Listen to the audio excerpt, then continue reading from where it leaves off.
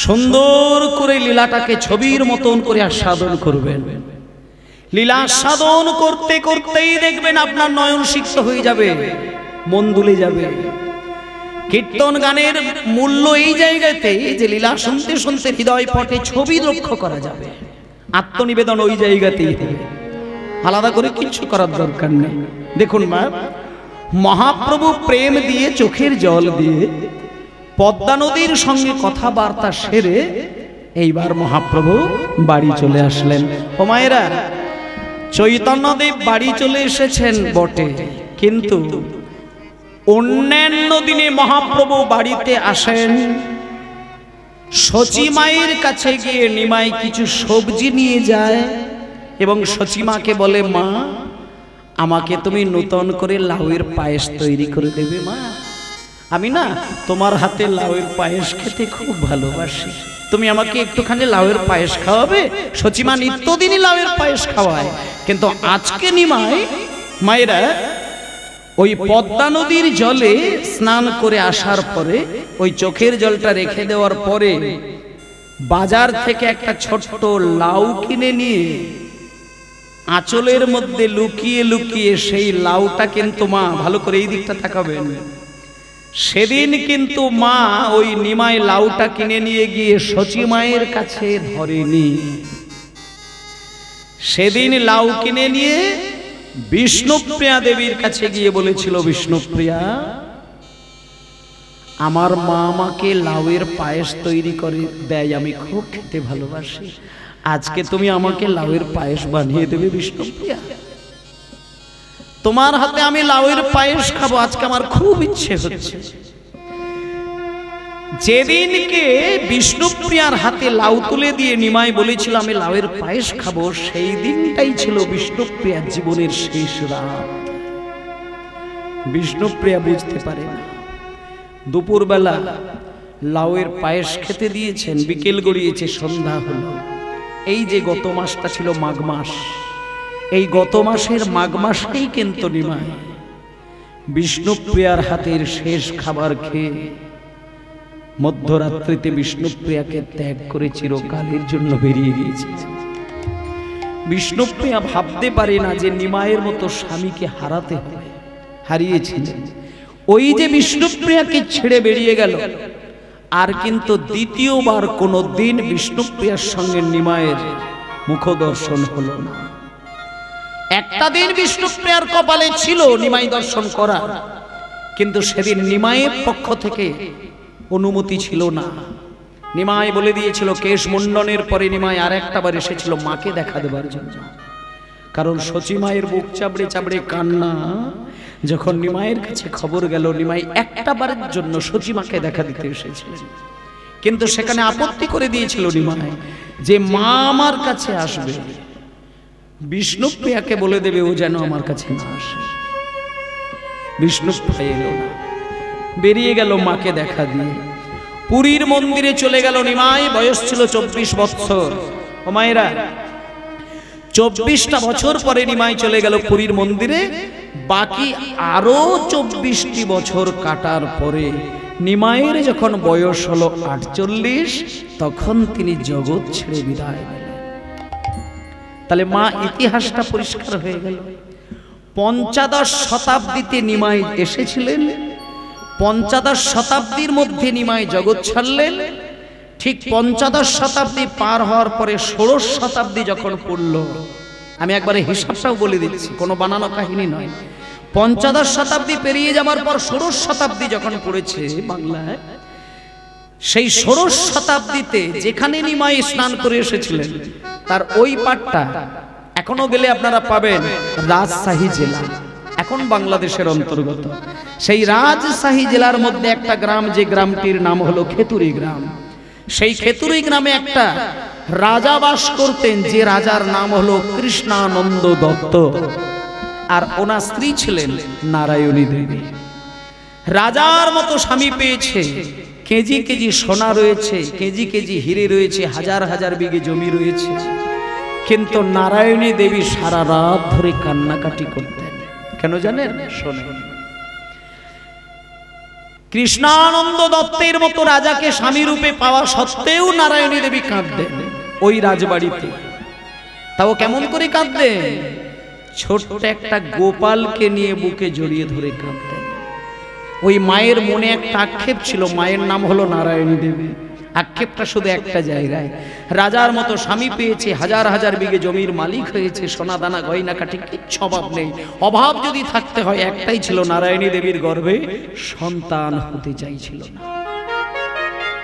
গোপাল সেবা করে করে করে করে নারায়ণী দেবী কেঁদে কেঁদে শুধু একটা কথা বলতেন, হে ঠাকুর, আমি এই যে তোমাকে প্রত্যেক দিন সেবা করি, আমি তোমাকে কিচ্ছু চাই না, শুধু একটা জিনিস আমাকে দাও ঠাকুর, আমার গর্ভে তুমি একটা ছোট্ট ছেলে দাও, একটা সন্তান পাঠিয়ে দাও, যে সন্তান জন্মের পরের দিন থেকে যেন তোমাকে সেবা দিয়ে যেতে পারে।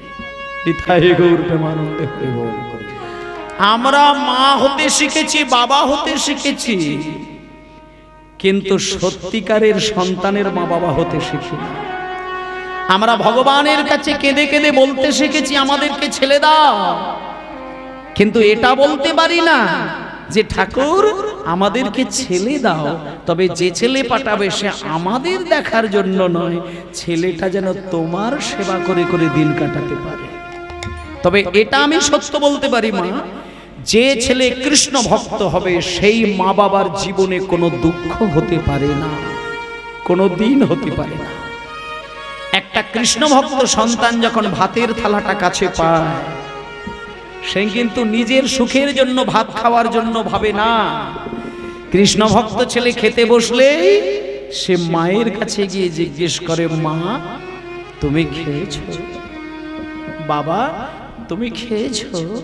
এই যে বাবা খেয়েছে কিনা, মা খেয়েছে কিনা, বাবা ভালো আছে কিনা, মা ভালো আছে কিনা, মা বাবার সুখ শান্তির দিকে তাকিয়ে একটা ছেলে চিরটা কাল অতিবাহিত করেন। কে? যার অন্তরে কৃষ্ণের প্রেম আছে। আর যদি এমন কোনো দিন দেখেন যে তুলসী মালা গলায় নিয়ে ধুতি পাঞ্জাবি পরে রাত দিন কৃষ্ণের ভজন করে কিন্তু মা বাবাকে খেতে দেয় না, জানবেন ওই মানুষটা হচ্ছে কপট, ও কৃষ্ণ ভক্ত নয়। সত্যিকারের হৃদয়ে যার কৃষ্ণ প্রেম আছে সে মায়ের সেবা ছাড়া ভগবানের সেবা করেন না। একটা কথা বলি মা, যে মা বাবাকে পোছে না, মা বাবাকে সম্মান দেয় না, মা বাবার প্রণাম করে না, মা বাবাকে খেতে দেয় না, অথচ ভগবানের চরণে গোছা গোছা ধূপকাঠি জ্বালিয়ে সেবা দেয়, ওই ধূপের গন্ধ কুকুরের সেবায় যায়, ভগবানের সেবায় যায় না। আগে মা বাবার সেবা করতে হয়। তাই নারায়ণী দেবী আসল কাজটি করলেন।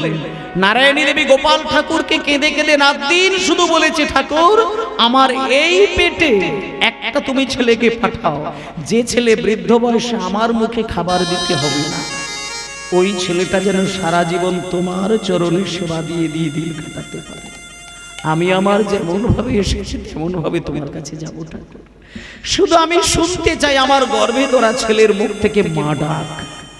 কারণ একটা নারী জন্ম সার্থক হয় সেদিন যখন সেই নারীর গর্ভে সন্তান জন্ম নিয়ে সেই সন্তানটা যখন সেই মাকে মা বলে ডাকে, তখন মায়ের অন্তরটা পরমানন্দে ভরে যায়। তাই নারায়ণী দেবীর গর্ভে একদিনকে সন্তান জন্ম নিলেন। একদিন হঠাৎ নারায়ণী দেবীর কোল আলো করে আর ওই রাজপ্রাসাদ আলো করে একটা ছোট্ট সন্তানের ইতিমধ্যেই জন্ম হয়ে গেল। মা বাবা আদর করে সেই ছোট্ট ছেলেটির নাম করে দিলেন নরোত্তম।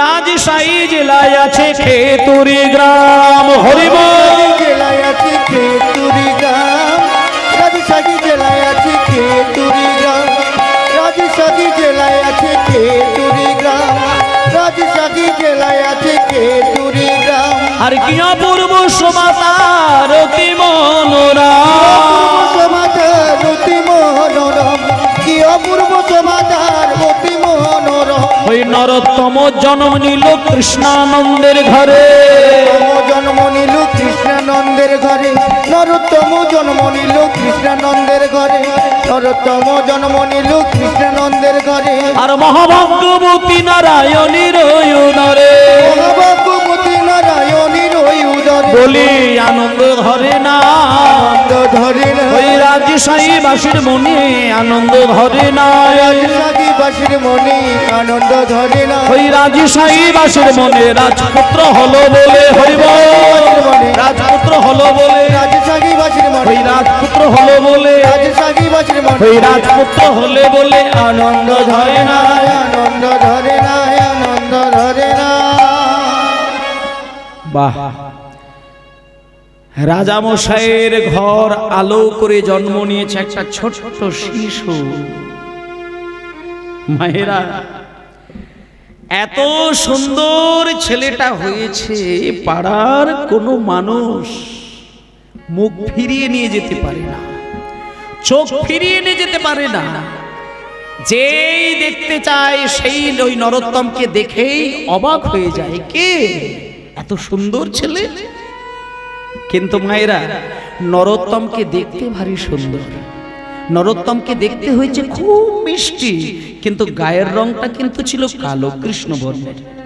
ফর্সা ছেলে নয়, কালো ছেলে। দেখতে দেখতে দেখতে দেখতে ছেলেটা বড় হয়েছে, মাত্র 5 বছর বয়স। এবার বাবার নাম তো কৃষ্ণানন্দ দত্ত। এসব কথাগুলো একটু মনে রাখবেন। বাবা কৃষ্ণানন্দ দত্ত ছেলেটাকে দেখলো 1 বছর হলো, 2 বছর হলো, 3 বছর হলো, 4 বছর হলো, 5 বছর হলো। যখন ছেলের বয়স হয়ে গেল 5, বাবা এইবার চিন্তাটাকে ঘুরিয়ে নিলেন। মনে মনে চিন্তা করলেন, আমার ছেলের বয়স যখন 5 বছর হয়েছে, আমি ছেলেটাকে একটু লেখাপড়া শেখানোর জন্য এই যে আমাদের রাজশাহী জেলা, ও মায়েরা, এটা তো 24 পরগনা জেলা, তাই তো? আচ্ছা, 24 পরগনা জেলার মধ্যে যদি সব থেকে নামি একজন মাস্টার মশাইয়ের নাম খোঁজা যায়, খুঁজে বলা যাবে কি? সারা 24 পরগনার মধ্যে একজন নাম করা মাস্টার মশাই কে আছে বলতে হবে, খুঁজে পাওয়া খুব মুশকিল।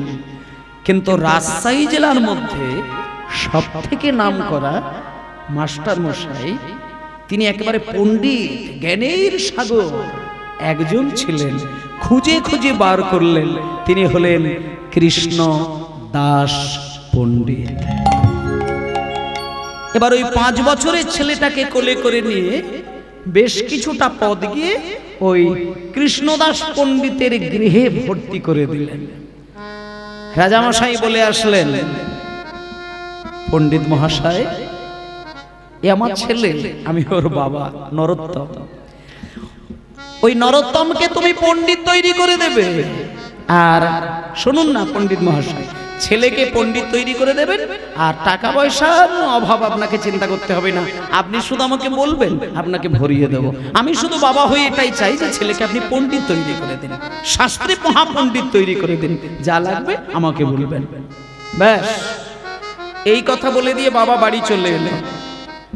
এবার মাস্টার মশাইয়ের কিন্তু নিয়মটা বাবা একটু আলাদা। ওই এখনকার দিনের টিচার আর তখনকার দিনের টিচার আকাশ পাতাল তফাৎ।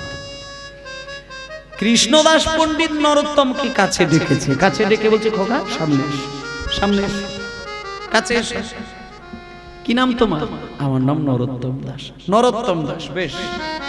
আচ্ছা, তোমাকে আমি একটা প্রশ্ন করি, তোমার বাবা কি করে বলো তো? আমার বাবা তো রাজা মশাই। ও, তার মানে তুমি রাজার ছেলে। আচ্ছা আচ্ছা আচ্ছা, সেই জন্যই তোমার বাবা বলে গেল যে টাকার চিন্তা করতে হবে না, আপনাকে আমি ভরিয়ে দেবো, সেই জন্য বললেন। ঠিক আছে, শোনো শোনো, একটা কথা বলি নরোত্তম, আমার কাছে রাজার জন্য যে আইন না, আর পথের ভিখারির জন্যও সেই আইন। আমি ওই কোটিপতির ছেলেকে কোলে আদর করব, আর ওই ভিখারির ছেলেকে ছড়ি পেটা করব, ও জাতের মাস্টার মশাই আমি নই। আমার কাছে যেই লেখাপড়া শিখতে আসুক না কেন, আমি কিছুক্ষণের জন্য আমার এই যে বেদিটা রয়েছে, এই বেদিটাতে দাঁড় করিয়ে দিয়ে তাকে একটা পরীক্ষা করে নিই।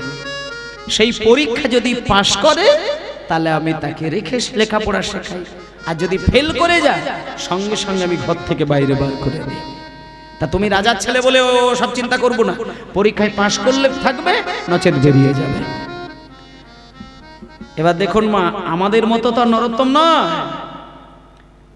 হাত জোড় করে বলছেন, বাবা ঠাকুর আমাকে পরীক্ষা দিতে হবে। ঠিক আছে, আপনি বলুন, আমি প্রস্তুত। কি পরীক্ষা দিতে হবে আপনি বলুন। তুমি পরীক্ষা দেবে তো? এইখানে দাঁড়াও, দাঁড়াও।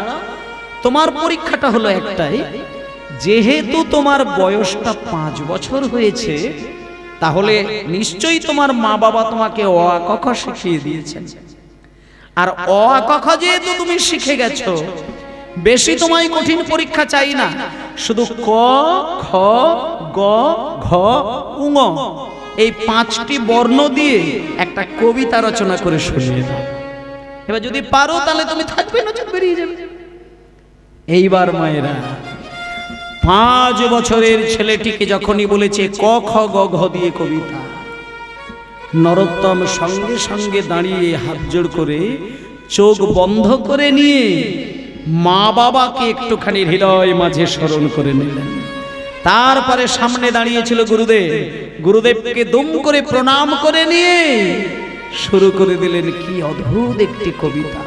গুরুদেব, কয়ে কলি যুগে শ্রীকৃষ্ণ চৈতন্য অবতার, হরি হরি বল। চৈতন্য অবতার, কলি যুগে শ্রীকৃষ্ণ চৈতন্য অবতার, কলি যুগে শ্রীকৃষ্ণ চৈতন্য অবতার। হয়ে খেলিবার প্রবন্ধে কইলেন খোল করতা, খেলিবার প্রবন্ধে কইলেন খোল করতা, খেলিবার প্রবন্ধে কইলেন খোল করতা। গড়াগড়ি জান প্রভু নিজ সংকীর্তনে, গড়াগড়ি জান প্রভু নিজ সংকীর্তনে, গড়াগড়ি জান প্রভু নিজ সংকীর্তনে। আরে ঘরে ঘরে হরি নাম দেন সর্বজনে, হরি হরি বল। নাম দিনি সর্বজনে, ঘরে ঘরে হরি নাম দিনি সর্বজনে, ঘরে ঘরে হরি নাম দিনি সর্বজনে। উচ্চৈশ্বরে গান প্রভু জীবের লাগিয়া, উচ্চৈশ্বরে গান প্রভু জীবের লাগিয়া, উচ্চৈশ্বরে গান প্রভু জীবের লাগিয়া, উচ্চৈশ্বরে গান প্রভু জীবের লাগিয়া। ছয়ে চৈতন্য করল জীবে কৃষ্ণ নাম দিয়া, চৈতন্য করল জীবে কৃষ্ণ নাম দিয়া, চৈতন্য করল জীবে কৃষ্ণ নাম দিয়া। ছয় ছলো ছলো করে আঁখি নেত্রে জল ধরে, চলো চলো করে আঁকি নেত্র জল ধরে, চলো চলো করে আঁকি নেত্র জল ধরে। জগৎ পবিত্র কইলেন গৌর গলে বরে, জগৎ পবিত্র কইলেন গৌর গলে বরে, জগতে পবিত্র কইলেন গৌর গলে বরে। মাস্টার মশাই নরোত্তমকে বুকে জড়িয়ে ধরে কাঁদতে শুরু করে দিলেন। নরোত্তম, আচ্ছা এই কঠিন কবিতা তুমি কোথায় পেলে? কোথায় পেলে তুমি এই কবিতা? কি তুমি কোথাও শুনেছো না কোথাও কারোর কাছ থেকে জেনেছো, বুঝেছো? বাবা ঠাকুর, এই কবিতা আমাকে এর আগে কেউ শোনায়নি। আপনার আশীর্বাদে আর মা বাবার আশীর্বাদে আমি এই কবিতা এখনই শোনালাম। গুরু, তুমি কবিতা আমাকে এখনই শোনালে? বাহ! শোনো নরোত্তম, শোনো নরোত্তম, শোনো। তোমার এই মুখ থেকে কঠিন কবিতা শুনে আমি একটা জিনিস পরিষ্কার বুঝতে পারলাম, যে তুমি মায়ের গর্ভ থেকে শিক্ষা লাভ করে পণ্ডিত হয়েই জন্ম নিয়েছো। আমি আমার জীবনে হাজার হাজার ছেলেকে আমি এই পরীক্ষা করতে চেয়েছি, কেউ দিতে পারে না, কেউ দিতে পারে না। আমি এই জীবনের এই প্রথম দেখলাম এত কঠিন কবিতা বলতে পারে। শোনো বাবা, তোমার বাবা যেহেতু আমার কাছে লেখাপড়া শিখিয়েছে, আমি চেষ্টা করব আমার কাছে যতটুকু বিদ্যা আছে আমি তোমাকে উজাড় করে দিয়ে দেব। তবে আমি জানি তুমি কিন্তু মহাপণ্ডিত হয়েই জন্ম নিয়েছো। তবু একটা কথা বলে দিই, এ জগতে যে যত বড়ই পণ্ডিত হয়ে জন্মগ্রহণ করুক না কেন, পৃথিবীতে যদি মানুষ হয়ে কাউকে জন্ম নিতে হয়, তাহলে কোনো না কোনো গুরু আশ্রয় করেই তাকে কিন্তু লেখাপড়া শিখতে হয়। গুরুর আশীর্বাদ, গুরুর কৃপা, গুরুর বিদ্যা বুদ্ধি না পেলে পণ্ডিতের পাণ্ডিত্য কোনো দিন শুভ কাজে লাগে না। তাই নরোত্তম, শোনো বাবা, শেখো আমার কাছে, শেখো লেখাপড়া। এই বলে বাবা বেশি দিন নয়, 5 বছর বয়সে লেখাপড়া শুরু করেছে, একটা বছর গেছে, একটা বছর, মাত্র 6টা বছর বয়স হল। গুরুদেব শাস্ত্রের যে অধ্যায় থেকে যে শ্লোকেরই ব্যাখ্যা শুনতে চায়, নরোত্তম চোখ বন্ধ করে অনায়াসেই তার ব্যাখ্যা শুনিয়ে দেয়। মাস্টার মশাই অবাক হয়ে যায় যে অল্প ছোট বয়সে কি করে কঠিন কবিতা বলতে পারে। বেদের যে অধ্যায় থেকে প্রশ্ন করছে নরোত্তম পাগল করা উত্তর দিচ্ছে। 6 বছর বয়সে নরোত্তম যখন পণ্ডিত হয়ে গেল, গুরুদেব নরোত্তমকে বুকে জড়িয়ে ধরে এই বক্ষ মাঝে মাথাটা রেখে নরোত্তমকে আদর দিতে দিতে বলছে, খোকারে আয় বাবা, তোকে আমি আশীর্বাদ করে দিলাম।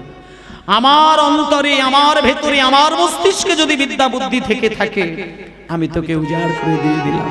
আর আমার কাছে কোনো বিদ্যা নেই বাবা, আর আমার কাছে কোনো জ্ঞান নেই, তুই মহাপণ্ডিত, তুই বাড়ি চলে যা। আমি তোকে আশীর্বাদ করে দিলাম, আশীর্বাদ করে দিলাম, তুই বাড়িতে চলে যা। বাড়িতে গিয়ে তুই তোর মাকে প্রণাম করবি, বাবাকে প্রণাম করবি। আর একটা গোপন কথা আমি তোকে বলে দিই, সেটা মন দিয়ে শুনে রাখ। তোর বাড়ির কিছুটা দূর দিয়ে একটা নদী বয়ে গেছে, সেটা হলো পদ্মা নদী। আর সেই পদ্মা নদীর জলে চৈতন্য মহাপ্রভু স্নান করেছেন, এটা আমি জানি। তাই আমি তোকে একটা কথা বলবো, তুই পণ্ডিত হয়েছিস, কিন্তু গৌরের কৃপাটাকে একটু হৃদয়ে ধরার চেষ্টা কর। একবার যদি গৌরাঙ্গের কৃপাটা হৃদয়ে ধরতে পারিস, জানবি তোর মানব জীবন ধন্য হয়ে গেছে। চলে যা, তুই বাড়িতে যা, বাড়িতে গিয়ে মাকে প্রণাম করবি, বাবাকে প্রণাম করবি।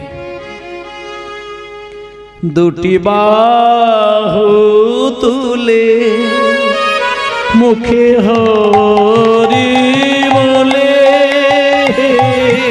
দুটি বাহু তুলে মুখে হরি বলে, দুটি বাহু তুলে মুখে হরি বলে, দুটি বাহু তুলে মুখে হরি বলে, এই হরি নামে পূর্ণ হবে সকল মনুষ্য। হরি নামে, এই হরি নামে পূর্ণ হবে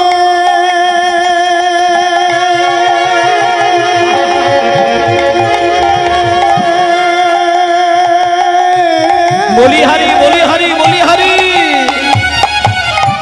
সকল মনস্কার। ওরে প্রেম নেবে আয় বদন ভরে, বল রে হরি না, হরি হরি হরি হরি হরি হরি বল রে হরি না, ওরে প্রেম নেবে আয় বদন ভরে, বল রে হরি না, বদন ভরে বল রে হরি না। গুরুদেবের কাছ থেকে শিক্ষা অর্জন করে ছোট্ট ছেলেটা ইতিমধ্যেই বাড়িতে পৌঁছে গেল। মায়েরা, নরোত্তমের বয়স ঠিক 6 বছর পেরিয়েছে। বাড়িতে এসে যখন মাকে প্রণাম করেছে, বাবাকে প্রণাম করেছে, হোমা, প্রত্যেকটা মায়ের কোলে যদি তার সন্তান মানুষ হয়ে ধরা দেয়, মা কিন্তু ছেলেকে বুকে জড়িয়ে ধরে হাসে না, কাঁদে। ছেলে যদি মানুষ হয়, এটা যদি মায়ের কাছে সংবাদ আসে না, বাবার কাছে যদি খবর আসে, মা বাবা কিন্তু কেঁদে ওঠে। কেন জানেন? ভেতরে পরমানন্দটা এত বেশি হয়, পরমানন্দে চোখের জল বিগলিত হতে যায়। আজকে নরোত্তম বাড়িতে এসে যখন মাকে ধরা দিয়েছে, খবর এসে গেছে নরোত্তম পণ্ডিত হয়েছে, মা আনন্দে বুকে জড়িয়ে ধরে স্নান করিয়ে দিচ্ছে। আর বাবা ছুটে এসে ছেলেকে বক্ষ মাঝে জড়িয়ে ধরে বলছে, খোকা রে, এই খোকা, তুই পণ্ডিত হয়ে বাড়িতে এসেছিস। শোন বাবা, শোন, আমি তোর বাবা, আমার জীবনের ইচ্ছে ছিল তোকে পণ্ডিত তৈরি করার। তুই পণ্ডিত হয়েছিস, আমার কাছে খবর এসে গেছে, আমি শুনেছি তুই মহাপণ্ডিত। শোন, ছেলে হয়ে বাবার মনের সব আশাই তুই পূরণ করে দিলি, আমি তোর কাছ থেকে আর কিছু চাই না। এবার আমি তোকে একটা কথা বলি, ছেলে হয়ে বাবার কাছ থেকে কি চাস বল? আমি বাবা হয়ে তোকে কিছু দিতে চাই, বল তুই কি চাস। যখনই বাবা বলছে তুই কি চাস, তখন নরোত্তম বলছে বাবা, বাবা আপনি আমাকে কিছু দেবেন? হ্যাঁ দেব, মানে কি বল তুই কি চাস, তুই যা বলবি তাই দেব। আমি তোর কাছ থেকে যা পাওয়ার পেয়ে গেছি, আমার আর কোনো কিছু চাইবার নেই, এবার তুই বল কি চাস, আমি তোকে দিয়ে আনন্দ পেতে চাই। নরোত্তম বলছে বাবা আপনি যদি কিছু দিতে চান, একটা জিনিস শুধু আমায় দেন, আপনি আমার মাথায় শুধু 2 হাত রেখে আশীর্বাদ করুন, আমাকে অনুমতি দিন, আমি পদ্মা নদীর জলে শুধু স্নান করব। কি রে এই খোকা, পদ্মা নদীর জলে স্নান করব? পদ্মা নদীর জলে স্নান করতে গেলে আবার এত এইভাবে চাইবার কি আছে? ঠিক আছে দাঁড়া দাঁড়া দাঁড়া, এই কে আছিস? বলুন। আমার আলমারিতে দেখবি 10টি সোনার কলসি রাখা রয়েছে, ওই 10টি সোনার কলসি করে ভরে পদ্মা থেকে জল এনে আমার ছেলেকে সুন্দর করে স্নান করিয়ে দেবে। যখনই সোনার কলসি করে জল ভরতে যাবে বলে তৈরি, নরোত্তম বলছে বাবা আমি তো সোনার কলসি করে জল নিয়ে আসলে ওইখানে স্নান করব না, আমি পদ্মা নদীতে গিয়ে স্নান করব। ও তুই যাবি? ঠিক আছে তাই হবে তাই হবে। এই কে আছিস? আমার একটা সোনার পালকি রয়েছে, সেই পালকিতে দামি দামি ফুল নিয়া শঙ্খ বাজা ঘন্টা বাজা, আমার ছেলে পদ্মা নদীতে যাবে। বাবা আমি পালকিতে চড়ে যাব না, পালকিতে চড়ে গেলে লোকের কাঁধের উপরে চড়ে যেতে হয়, আর লোকের কাঁধে চড়ে গেলে অন্তরে ভক্তি লাভ হবে না, আমি পালকিতে চড়ে যাব না বাবা। তাহলে গরুর গাড়িতে যাবি? না আমি গরুর গাড়িতেও যাব না। আচ্ছা যদি ঘোড়ার গাড়ি করে দিই? না আমি ঘোড়ার গাড়িতেও যাব না। তবে কি হেঁটে হেঁটে যাবি? না আমি হেঁটে হেঁটেও যাব না। তবে তুই কিসে করে যাবি? পালকিতে যাবি না, গরুর গাড়িতে যাবি না, ঘোড়ার গাড়িতে যাবি না, হেঁটে হেঁটে যাবি না, কেমন করে যাবি? যখন বাবা বলেছে কেমন করে যাবি, নরোত্তমে কেঁদে কেঁদে বলে বাবা গো, বাবা গো আমি পালকিতে চড়েও যাব না, গরুর গাড়িতেও যাব না, ঘোড়ার গাড়িতেও যাব না, আর আমি হেঁটে হেঁটেও যাব না গো। এখন উঠতে হবে না মা, ঠিক আছে ওখানে দিয়ে দিন, গানের সময় কেউ উঠবেন না, ওটা ছেড়ে দিন, দিয়ে দিন ওখানে দিয়ে দিন। নিতাই গৌর হরিবল, গৌর হরিবল, গৌর হরিবল, ওখানেই দিয়ে দেন। হ্যাঁ ঠিক আছে, গানের মাঝখানে কেউ আসবেন না। নরোত্তম কেঁদে কেঁদে বলে বাবা গো, বাবা গো আমি পালকিতে চড়ে যাব না, গরুর গাড়িতেও যাব না, আর ঘোড়ার গাড়িতেও যাব না, আর আমি হেঁটে হেঁটেও যাব না গো। তবে আমি কেমন করে যাব জানো বাবা গো, আমি কেমন করে এই রাজপ্রাসাদ ছেড়ে পদ্মা নদীর জল পর্যন্ত যাব জানো? আমি ধুলোই গড়া গড়ি দিয়ে যাব,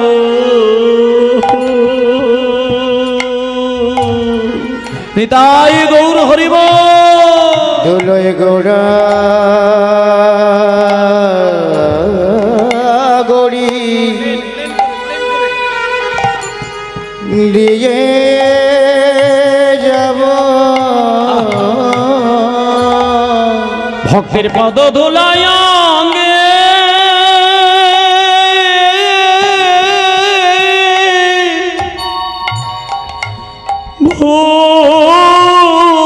ভূষণ করে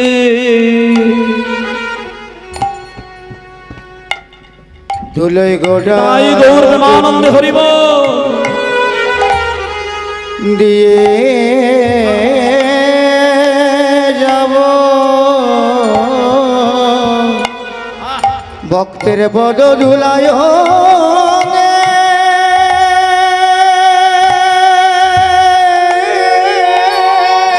পদ ধুলায় অঙ্গে ভূষণ হরি বল হরি বল হরি বল নিতাই গৌর হরি বল হরি বল। আমি ধুলোই গোড়াগড়ি গড়াগড়ি গড়াগড়ি দিয়ে যাব নিতাই গৌর হরি বল গৌর হরি বল গৌর হরি বল। মায়েরা, আজকে যখন নরোত্তম বাবাকে বলেছে আমি ধুলোর মধ্যে গড়াগড়ি দিতে দিতে দিতে দিতে পদ্মার জল পর্যন্ত যাব, রাজামশাইয়ের মাথায় লাগলো কিন্তু কিছু বলতে পারলেন না। রাজামশাই বললেন, নরোত্তম, আচ্ছা তুই ধুলোর মধ্যে ধুলো মাখামাখি করে পদ্মা নদীর জলে স্নান করতে গেলে কি তুই বেশি আনন্দ পাস? ঠিক আছে ঠিক আছে, তুই যদি ধুলো মেখে পদ্মা নদীর জলে গেলে বেশি সুখ পাস, আমি তোকে অনুমতি দিয়ে দিলাম, চলে যা চলে যা, তুই ধুলোর মধ্যে গড়াগড়ি দিতে দিতে যা। এই বলে নরোত্তমকে অনুমতি দিয়ে দিলেন। নরোত্তম বেরিয়ে যাচ্ছে। কিন্তু মায়েরা, রাজামশাইয়ের কিন্তু মন মানে না। দুজন প্রহরী ঠিক করে ফেললেন। দুজন প্রহরীকে বললেন, ওগো, তোমরা আমার ছেলেকে একটু লক্ষ্য রাখার জন্য পিছনে পিছনে যাবে। কেন জানো?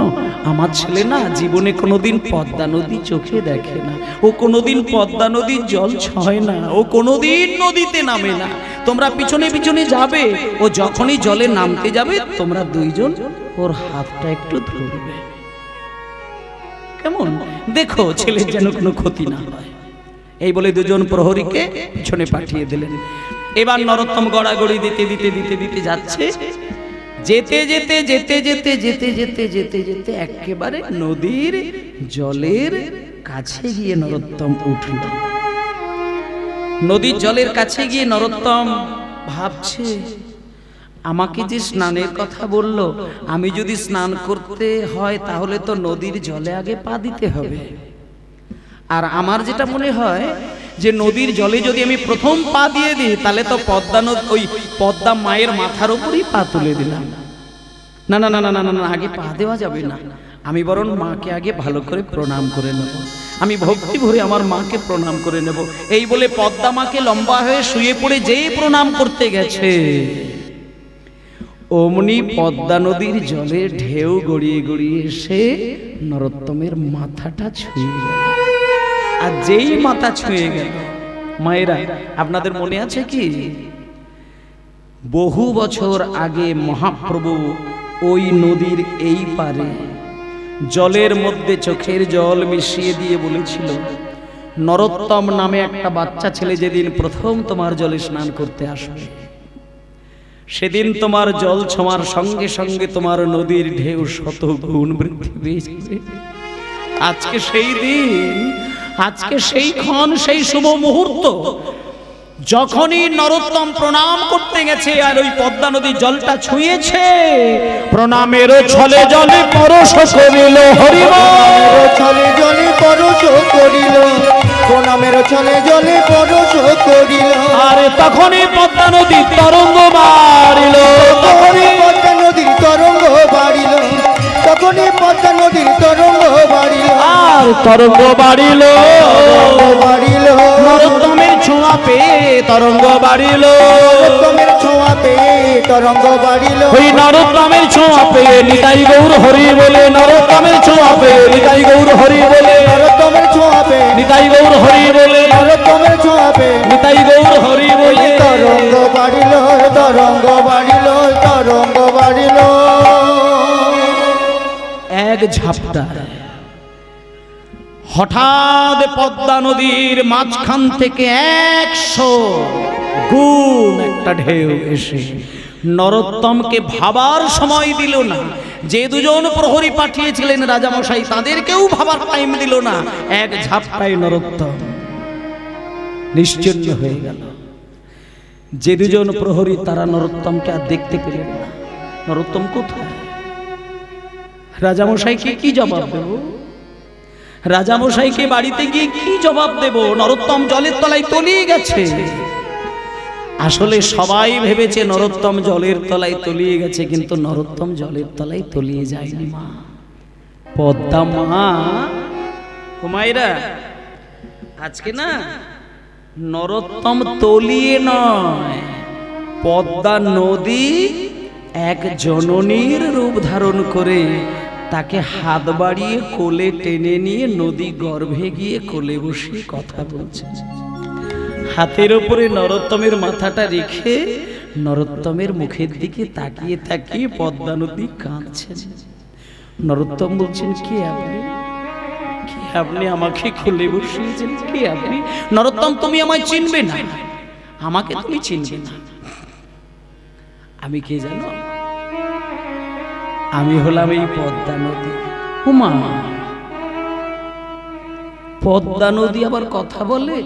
হ্যাঁ নরোত্তম বলে, সবার সঙ্গে বলে না। এই পদ্মা সবার সঙ্গে কথা বলে না।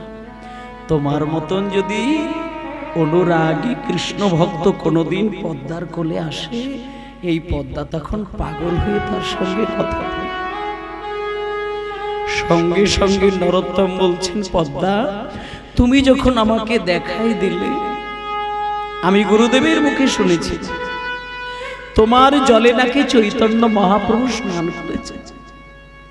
মহাপ্রভু যদি তোমার জলে স্নান করে, আমি জানি মহাপ্রভুর পদধূলি তোমার জলে আজও মিশে আছে। তুমি একটুখানি পদধূলি দেবে পদ্মা? পদ্মা নদী বলছে, নরোত্তম আমার জলে মহাপ্রভুর পদধূলি মিশে আছে জগতে সবার জন্য, কিন্তু তোর জন্য মহাপ্রভু কি রেখে গেছে তা তুই জানিস। আজকে সেই প্রেম আমি তোকে দিই। এই বলে নরোত্তমকে বুকে জড়িয়ে ধরে পদ্মা নদীর হৃদয় মাঝখানে নরোত্তমকে নিয়ে সেই গৌরহরির চোখের জল নরোত্তমের অঙ্গে বুলিয়ে দিলেন। যে নরোত্তমের গায়ের রংটা ছিল কালো কৃষ্ণ বর্ণের, গৌরাঙ্গের সেই প্রেম পদ্মা নদী যেই দান করেছে, সঙ্গে সঙ্গে অদ্ভুত ভাবে দেখা গেল নরোত্তমের অঙ্গ হয়ে গেল সোনার বর্ণ। সোনার বর্ণ অঙ্গ নিয়ে নরোত্তম কাঁদছে। হঠাৎ করে পদ্মা মা বলছে, নরোত্তম এখানে বেশিক্ষণ থাকা যায় না বাবা, তুমি চলে যাও, তোমার পিতামাতার কাছে তুমি ফিরে যাও, আর এখানে থেকো না, এইবার তুমি জলের উপরে চলে যাও। যেই নরোত্তমকে জল থেকে তুলে দিয়েছে, জল থেকে যখন নরোত্তম এক পা এক পা করে উঠে আসছে, যে দুজন প্রহরী তারা নরোত্তমকে দেখে অবাক হয়ে গেলেন। খোকা, এই খোকা, কে গো তুমি? তোমার কি নাম? তুমি কে? হ্যাঁ গো, আমাকে তোমরা চিনতে পারছো না? আমি তো তোমাদের রাজার ছেলে, আমার নাম নরোত্তম। নরোত্তম, তুমি এতক্ষণ তাহলে কোথায় ছিলে? আমি কোথায় ছিলাম শুনবে? যেমন ডুবুরিরা সমুদ্রের একেবারে তলায় ছুটে যায় সেইখান থেকে দামি দামি রত্ন তুলে নিয়ে আসার জন্য, আজকে আমি পদ্মা নদীর গভীরে গিয়েছিলাম, এক প্রকারের রত্ন আমিও তুলে নিয়ে এসেছি। তোমরা কি নেবে? তোমরা নেবে সেই রত্ন, সেই প্রেম রত্ন নেবে? যদি নিতে চাও তাহলে দূরে দাঁড়িয়ে থেকো না, তোমরা সবাই আমার কাছে এসো, কাছে এসো, কাছে এসো, এসো ভাই, শুধু গান গায়,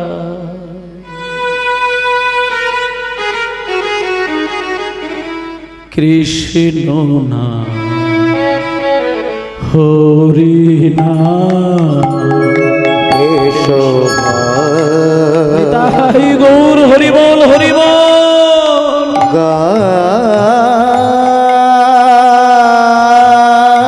গায়, কৃষ্ণ নাম হরি নাম, এসো ভাই, গান গায়, কৃষ্ণ নাম হরি নাম, এসো ভাই, গান গায়, কৃষ্ণ নাম হরি নাম, চরাচরে বলো হরি, চরাচর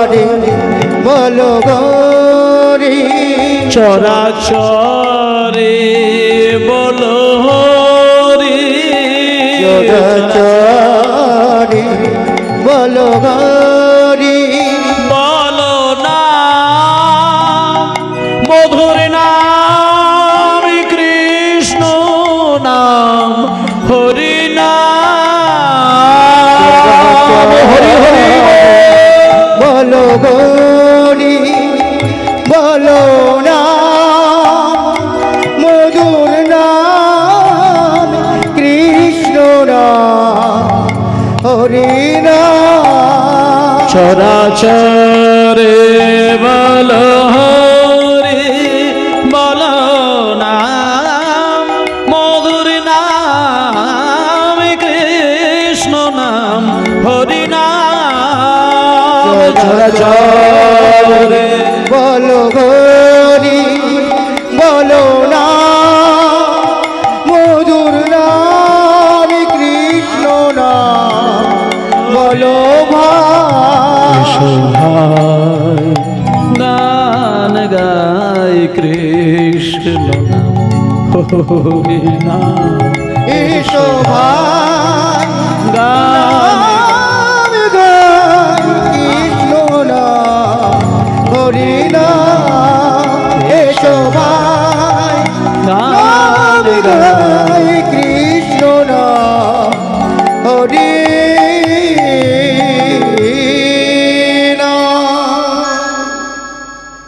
ছেলেটা বাড়িতে চলে এলো। সকালবেলায় বাবা মাথায় হাত দিয়ে বলেছিল, খোকা তুই নদীতে স্নান করে আয়। রাস্তার হাজার মানুষের পায়ের ধুলো মেখে যাবে, ছেলে পণ্ডিত মানুষ যা বলেছে মেনে নিয়েছে। কিন্তু আজকে যে রূপটা ছেলের মধ্যে দেখলো, এটা কিন্তু বাবা কিছুতেই মেনে নিতে পারল না। ছেলেটা বাড়িতে এসে যখন বাবাকে প্রণাম করতে গেল, বাবা দূরে সরে গিয়ে বাধা দিলেন, না আমায় প্রণাম করবে না। কে হে কেমন ছেলে? যে ছেলে আমাকে প্রণাম করে পদ্মা নদীতে গেল, এ আমার সেই ছেলে নয়, আমার সেই ছেলে। হে কেমন ছেলে, কেমন ছেলে, কেমন ছেলে? চোখের মধ্যে বলি ঋষিদের মতো গাম্ভীর্য, কথায় কথায় শুধু কৃষ্ণ নাম। ওগো, আমার এই নরোত্তম এই রাজপ্রাসাদে ঘুরবে ফিরবে খেলবে, কত অন্যায় করবে, তোমরা ওকে কিচ্ছু বলবে না। ও অন্যায় যত করবে করুক, রাজপ্রাসাদের সবকিছু নিয়ে ভেঙে ফেলুক, ওকে তোমরা কেউ বকা দেবে না। ও আমার আদরের একমাত্র ছেলে, ও যত অন্যায় করে করুক। আমার মনে হয় ছেলেটা আমার জীবনে বেশি দিন থাকবে না। যে ছেলে প্রণাম করে গেল, আজকে আমি যাকে দেখছি আমার সেই ছেলেটা নয়। নিজের স্ত্রীকে ডেকে ডেকে লুকিয়ে বলছে, ওগো আমার ছেলে এই রাজপ্রাসাদে ঘুরতে ঘুরতে যতই অন্যায় করুক, ওকে তুমি কোনোদিন কিছু বলবে না, ওকে তুমি কিচ্ছু বলবে না। আমার মনে হচ্ছে ছেলেটা বেশি দিন থাকবে না। আসলে মায়েরা, ভগবানের কৃপা যদি কারোর উপর এসে যায়, ভগবান যদি হাতটা বাড়িয়ে দিয়ে একবার কাউকে কাছে ডেকে নেয়, কোনো ভালোবাসা তাকে ধরে আটকাতে পারে না। আজকে মায়েরা, এই যে আজকে এই তালডি গ্রামে কীর্তন হচ্ছে, বলুন গত বছরও কীর্তন হয়েছিল, এই বছরও হচ্ছে। গত বছর এখানে যারা যারা এসেছিলেন, এই বছর যারা যারা এসেছেন, খোঁজ নিয়ে দেখবেন এই বাবাদের মধ্যেই হয়তো এমন একজন কোনো বাবাকে পাবেন যিনি গত বছরে এই মাটিতে বসে প্রাণ ভরে কীর্তন শুনেছিলেন। এই বছরে এই বাবাদের মধ্যে, মায়েদের মধ্যে একজনেরও নাম আপনি পেলেও পেতে পারেন, যিনি এই বছর আমাদের মধ্যেই তিনি এই জগৎ ছেড়ে চলে গেছেন। আজকে আপনারা সবাই আছেন, আমরাও আছি। একটা বছর পরে হরিনাম হবে, এর মাঝখানে কার যে ভগবানের ডাক আসবে, কে থাকবে কে চলে যাবে কেউ বলতে পারে না।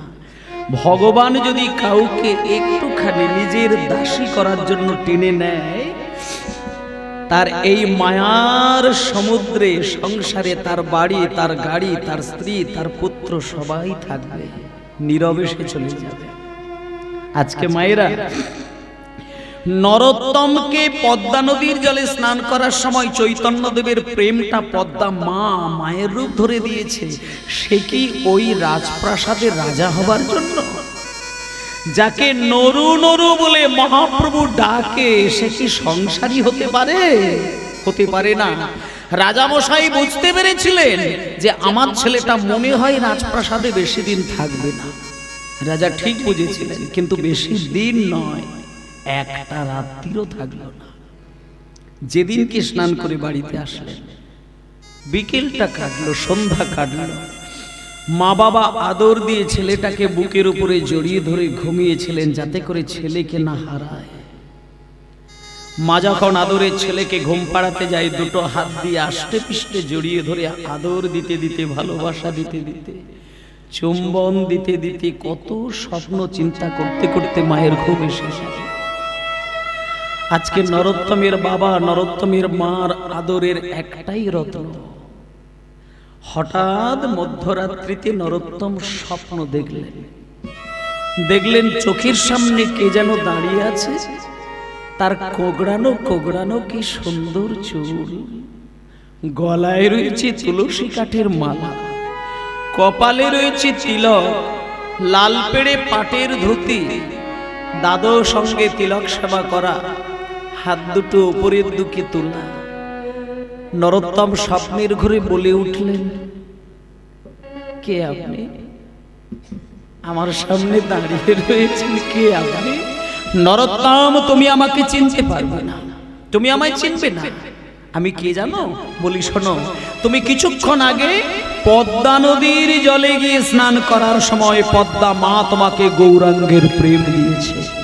শোনো নরোত্তম, আমি আর কেউ নয়, যে মহাপ্রভুর প্রেম তুমি হৃদয়ে ধারণ করে মা বাবার কোলের কাছে ঘুমাচ্ছ, আমি হলাম সেই গৌরাঙ্গের অভিন্নতম নিতাই চাঁদ।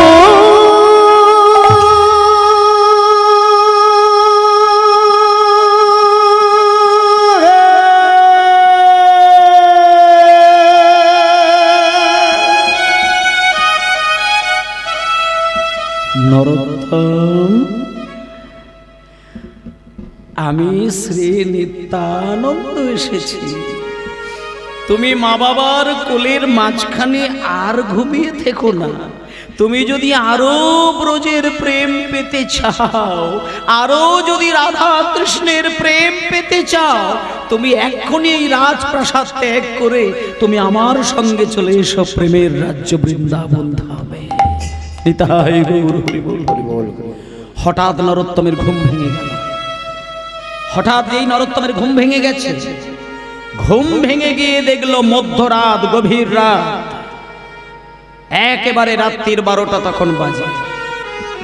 নরোত্তম ঘুম থেকে উঠেই সবার প্রথমে মায়ের দিকে তাকিয়ে দেখলেন। মায়ের দিকে তাকিয়ে দেখছে মা ঘুমিয়ে অচেতন। বাবার দিকে তাকিয়ে দেখছে বাবাও ঘুমিয়ে অচেতন। মনে মনে নরোত্তম চিন্তা করছে, মা বাবাকে যদি আমি ডেকে দিয়ে মা বাবার কাছ থেকে অনুমতি নিয়ে আমি বৃন্দাবনে যেতে চাই, মা বাবা আমাকে যেতে দেবে না। আর আমি যদি বৃন্দাবনে না যাই, আমার কৃষ্ণ প্রেম ধন লাভ আর কোনোদিন হবে না। আমাকে ঘুমন্ত মা বাবাকে প্রণাম জানিয়ে বেরিয়ে যেতে হবে।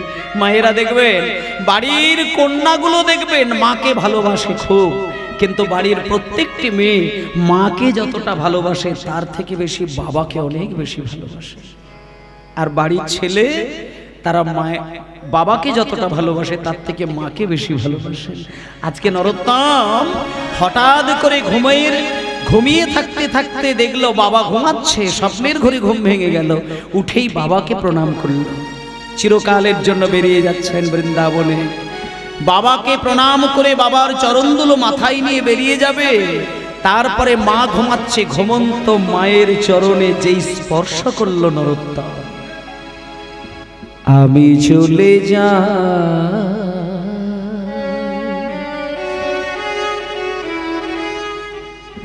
আমি চলে যাই, আমি চলে যাই,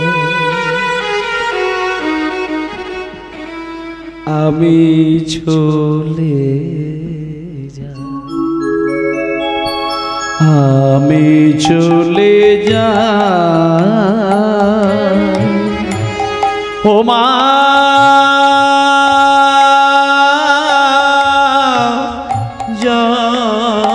জননী জননী, আমায় দাও গো পীড়া ও মা জননী,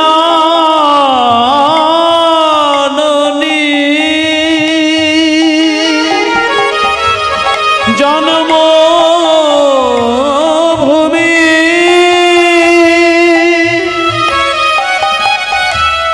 দাও গো বিনা। হরি বল হরি বল।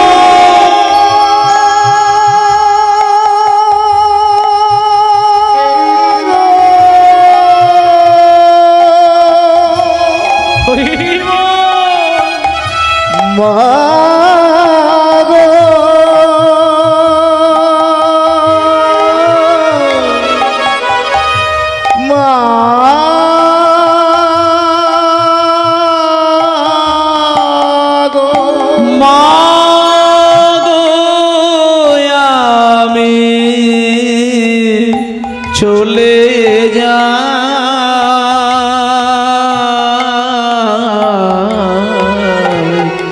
আমি চলে যাই, আমি চলে যাই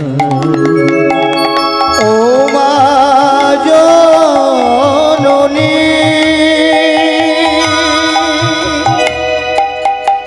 জন্মভূমি।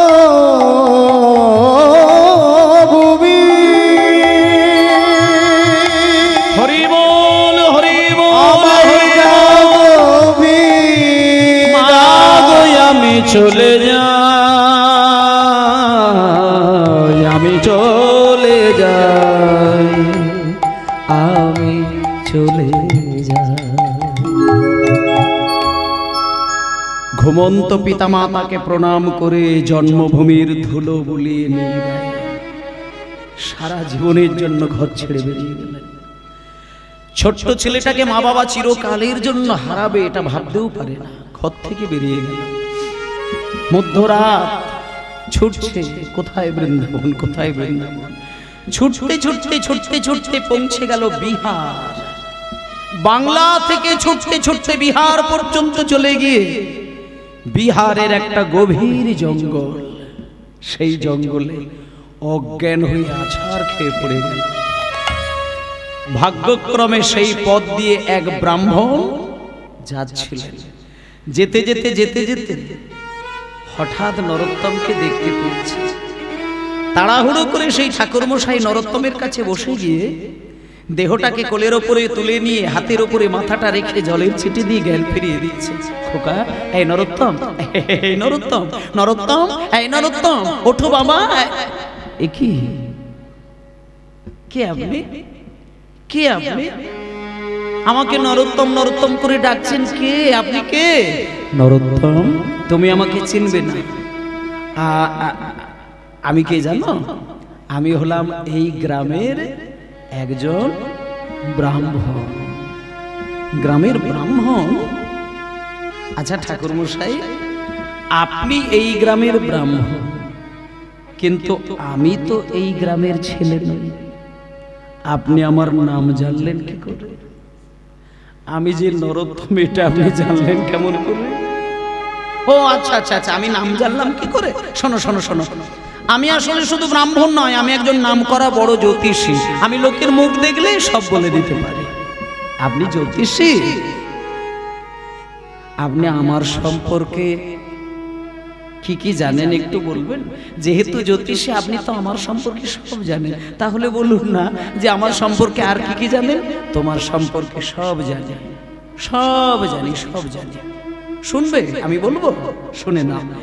তুমি হচ্ছ রাজার ছেলে, তোমার মনে মনে একটা বৈরাগ্য উদয় হয়েছে। তুমি মাঝরাত্রিতে স্বপ্নের ঘরে একজনকে দেখেছ, তুমি মধ্যরাত্রিতে তোমার ঘুমন্ত পিতামাতাকে প্রণাম করে তুমি বৃন্দাবনের পথে। ও মা, হে কি আপনি তো সবই বলে দিতে পারছেন। তাহলে বাবা ঠাকুর আপনি একটা কাজ করবেন, আপনি যেহেতু সব জানেন তাহলে আমাকে শুধু একটু বলে দেবেন বৃন্দাবনে যেতে গেলে আমার আর কটা দিন সময় লাগবে? সব বলে দেব, সব বলে দেব। আমার কোলের ওপরে উঠে বসো, আমি তোমাকে পেট ভরে এক ঘটি দুধ খাইয়ে দিই। আমি ঘটিতে করে দুধ নিয়ে এসেছি, এই দুধটা আমি তোমাকে খাইয়ে দেব। এই এক ঘটি দুধ খেয়ে যদি তুমি বৃন্দাবনে যাও তোমার কোনো কষ্ট হবে না। এসো আমি তোমাকে দুধ খাইয়ে দিই। নরোত্তমকে কোলে বসিয়ে নিজের ছেলের মতন করে আদর দিয়ে দিয়ে দুগ্ধ পান করিয়ে দিলেন। পেট ভরে দুগ্ধ খাইয়ে দেওয়ার পরে ওই ঠাকুর মশাই বলছেন, খোকারে আর তোর কিচ্ছু অসুবিধা হবে না। এই নরোত্তম, এইবার তুই সোজা চলে যা বৃন্দাবনের পথ, এই পথ ধরে চলে যা, কেউ তোকে আর কিচ্ছু করতে পারবে না। আমি হরি বলবো আর মদন মোহন হেরব গো, আমি হরি বলবো রাধা মদন মোহন হেরব গো, আমি হরি তাই গৌর হরিব রাধা মদন বগো হেরব গো, আমি হরি বলবো। এইভাবে ব্রজের পথে চলবো আমি এইভাবে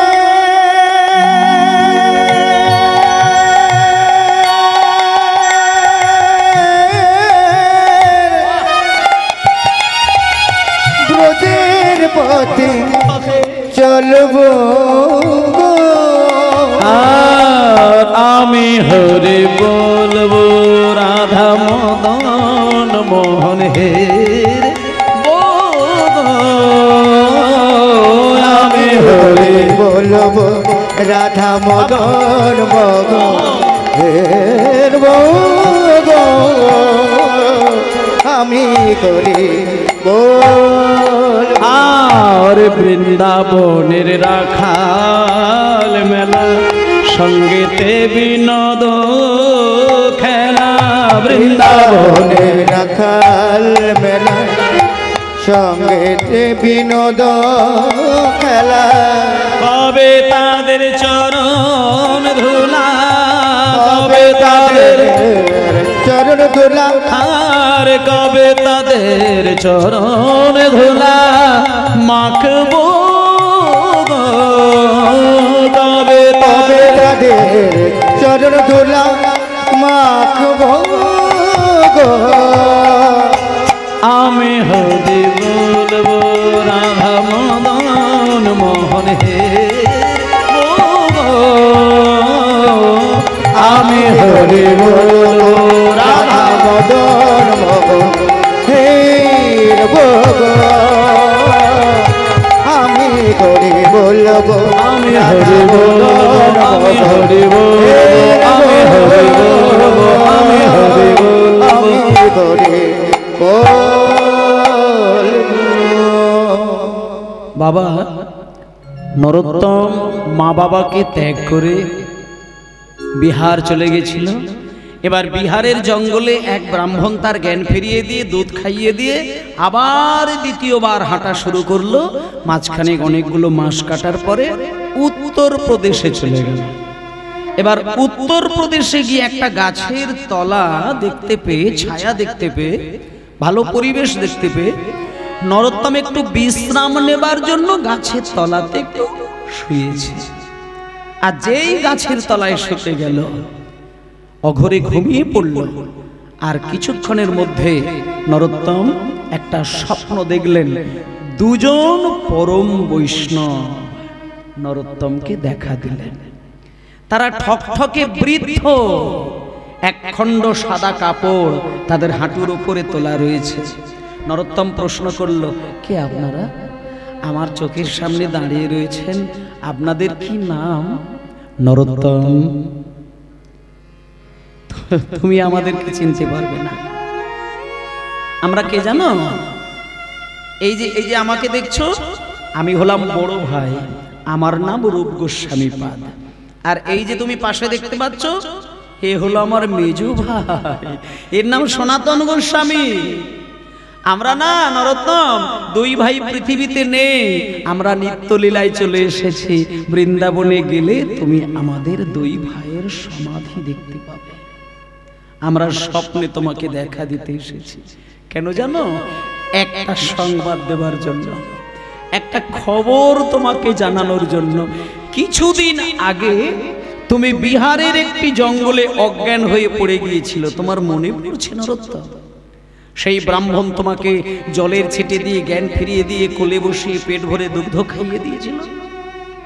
শোনো, যে ব্রাহ্মণ তোমাকে কোলে করে দুগ্ধ খাইয়েছিল, সেই ব্রাহ্মণ কোনো সাধারণ ব্রাহ্মণ নয়। যে ব্রাহ্মণ তোমাকে কোলে করে আদর দিয়ে জ্ঞান ফিরিয়ে দিয়েছিল, সেই ব্রাহ্মণ কোনো সাধারণ ব্রাহ্মণ নয়। উনি হলেন স্বয়ং চৈতন্য মহাপ্রভু।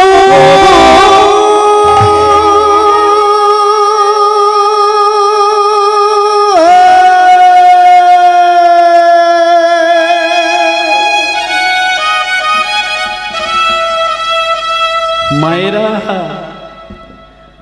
হঠাৎ নরোত্তমের ঘুম ভেঙে গেল। ঘুম ভেঙে গিয়ে দেখলো যে দুজন বৈষ্ণব এতক্ষণ দাঁড়িয়েছিলেন তারা নেই, উধাও। তাদের পদচিহ্ন ধুলোর মধ্যে পড়ে রয়েছে। ওই ধুলোর মধ্যেই গড়াগড়ি দিতে দিতে নরোত্তম কেঁদে উঠল, ঠাকুর তুমি আমার সামনে দেখা দিলে, আমাকে আদর দিলে, মাথায় জল ছিটে দিয়ে জ্ঞান ফিরিয়ে দিলে, দুধ খাওয়ালে, একটা বার তুমি ধরা দিলে না যে তুমি ভগবান। ঠাকুর, ঠাকুর, কে তোমায় চিনিতে পারে,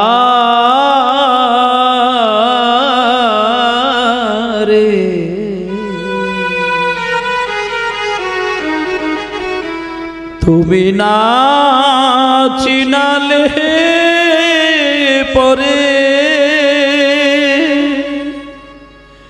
ঠাকুর কে তোমায় চিনিতে পারে, তুমি না চিনালে পরে।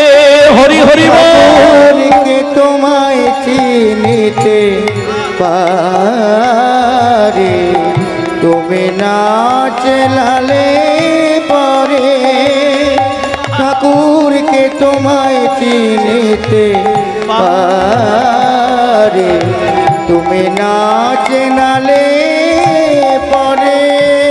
আমার অন্তরে আর বাহিরে বিরাজিছ তুমি, আমার অন্তরে বাহিরে বিরাজিছ তুমি, দয়াময়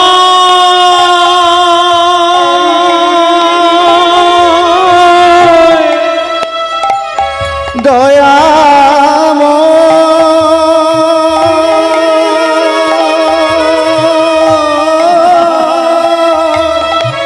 দয়া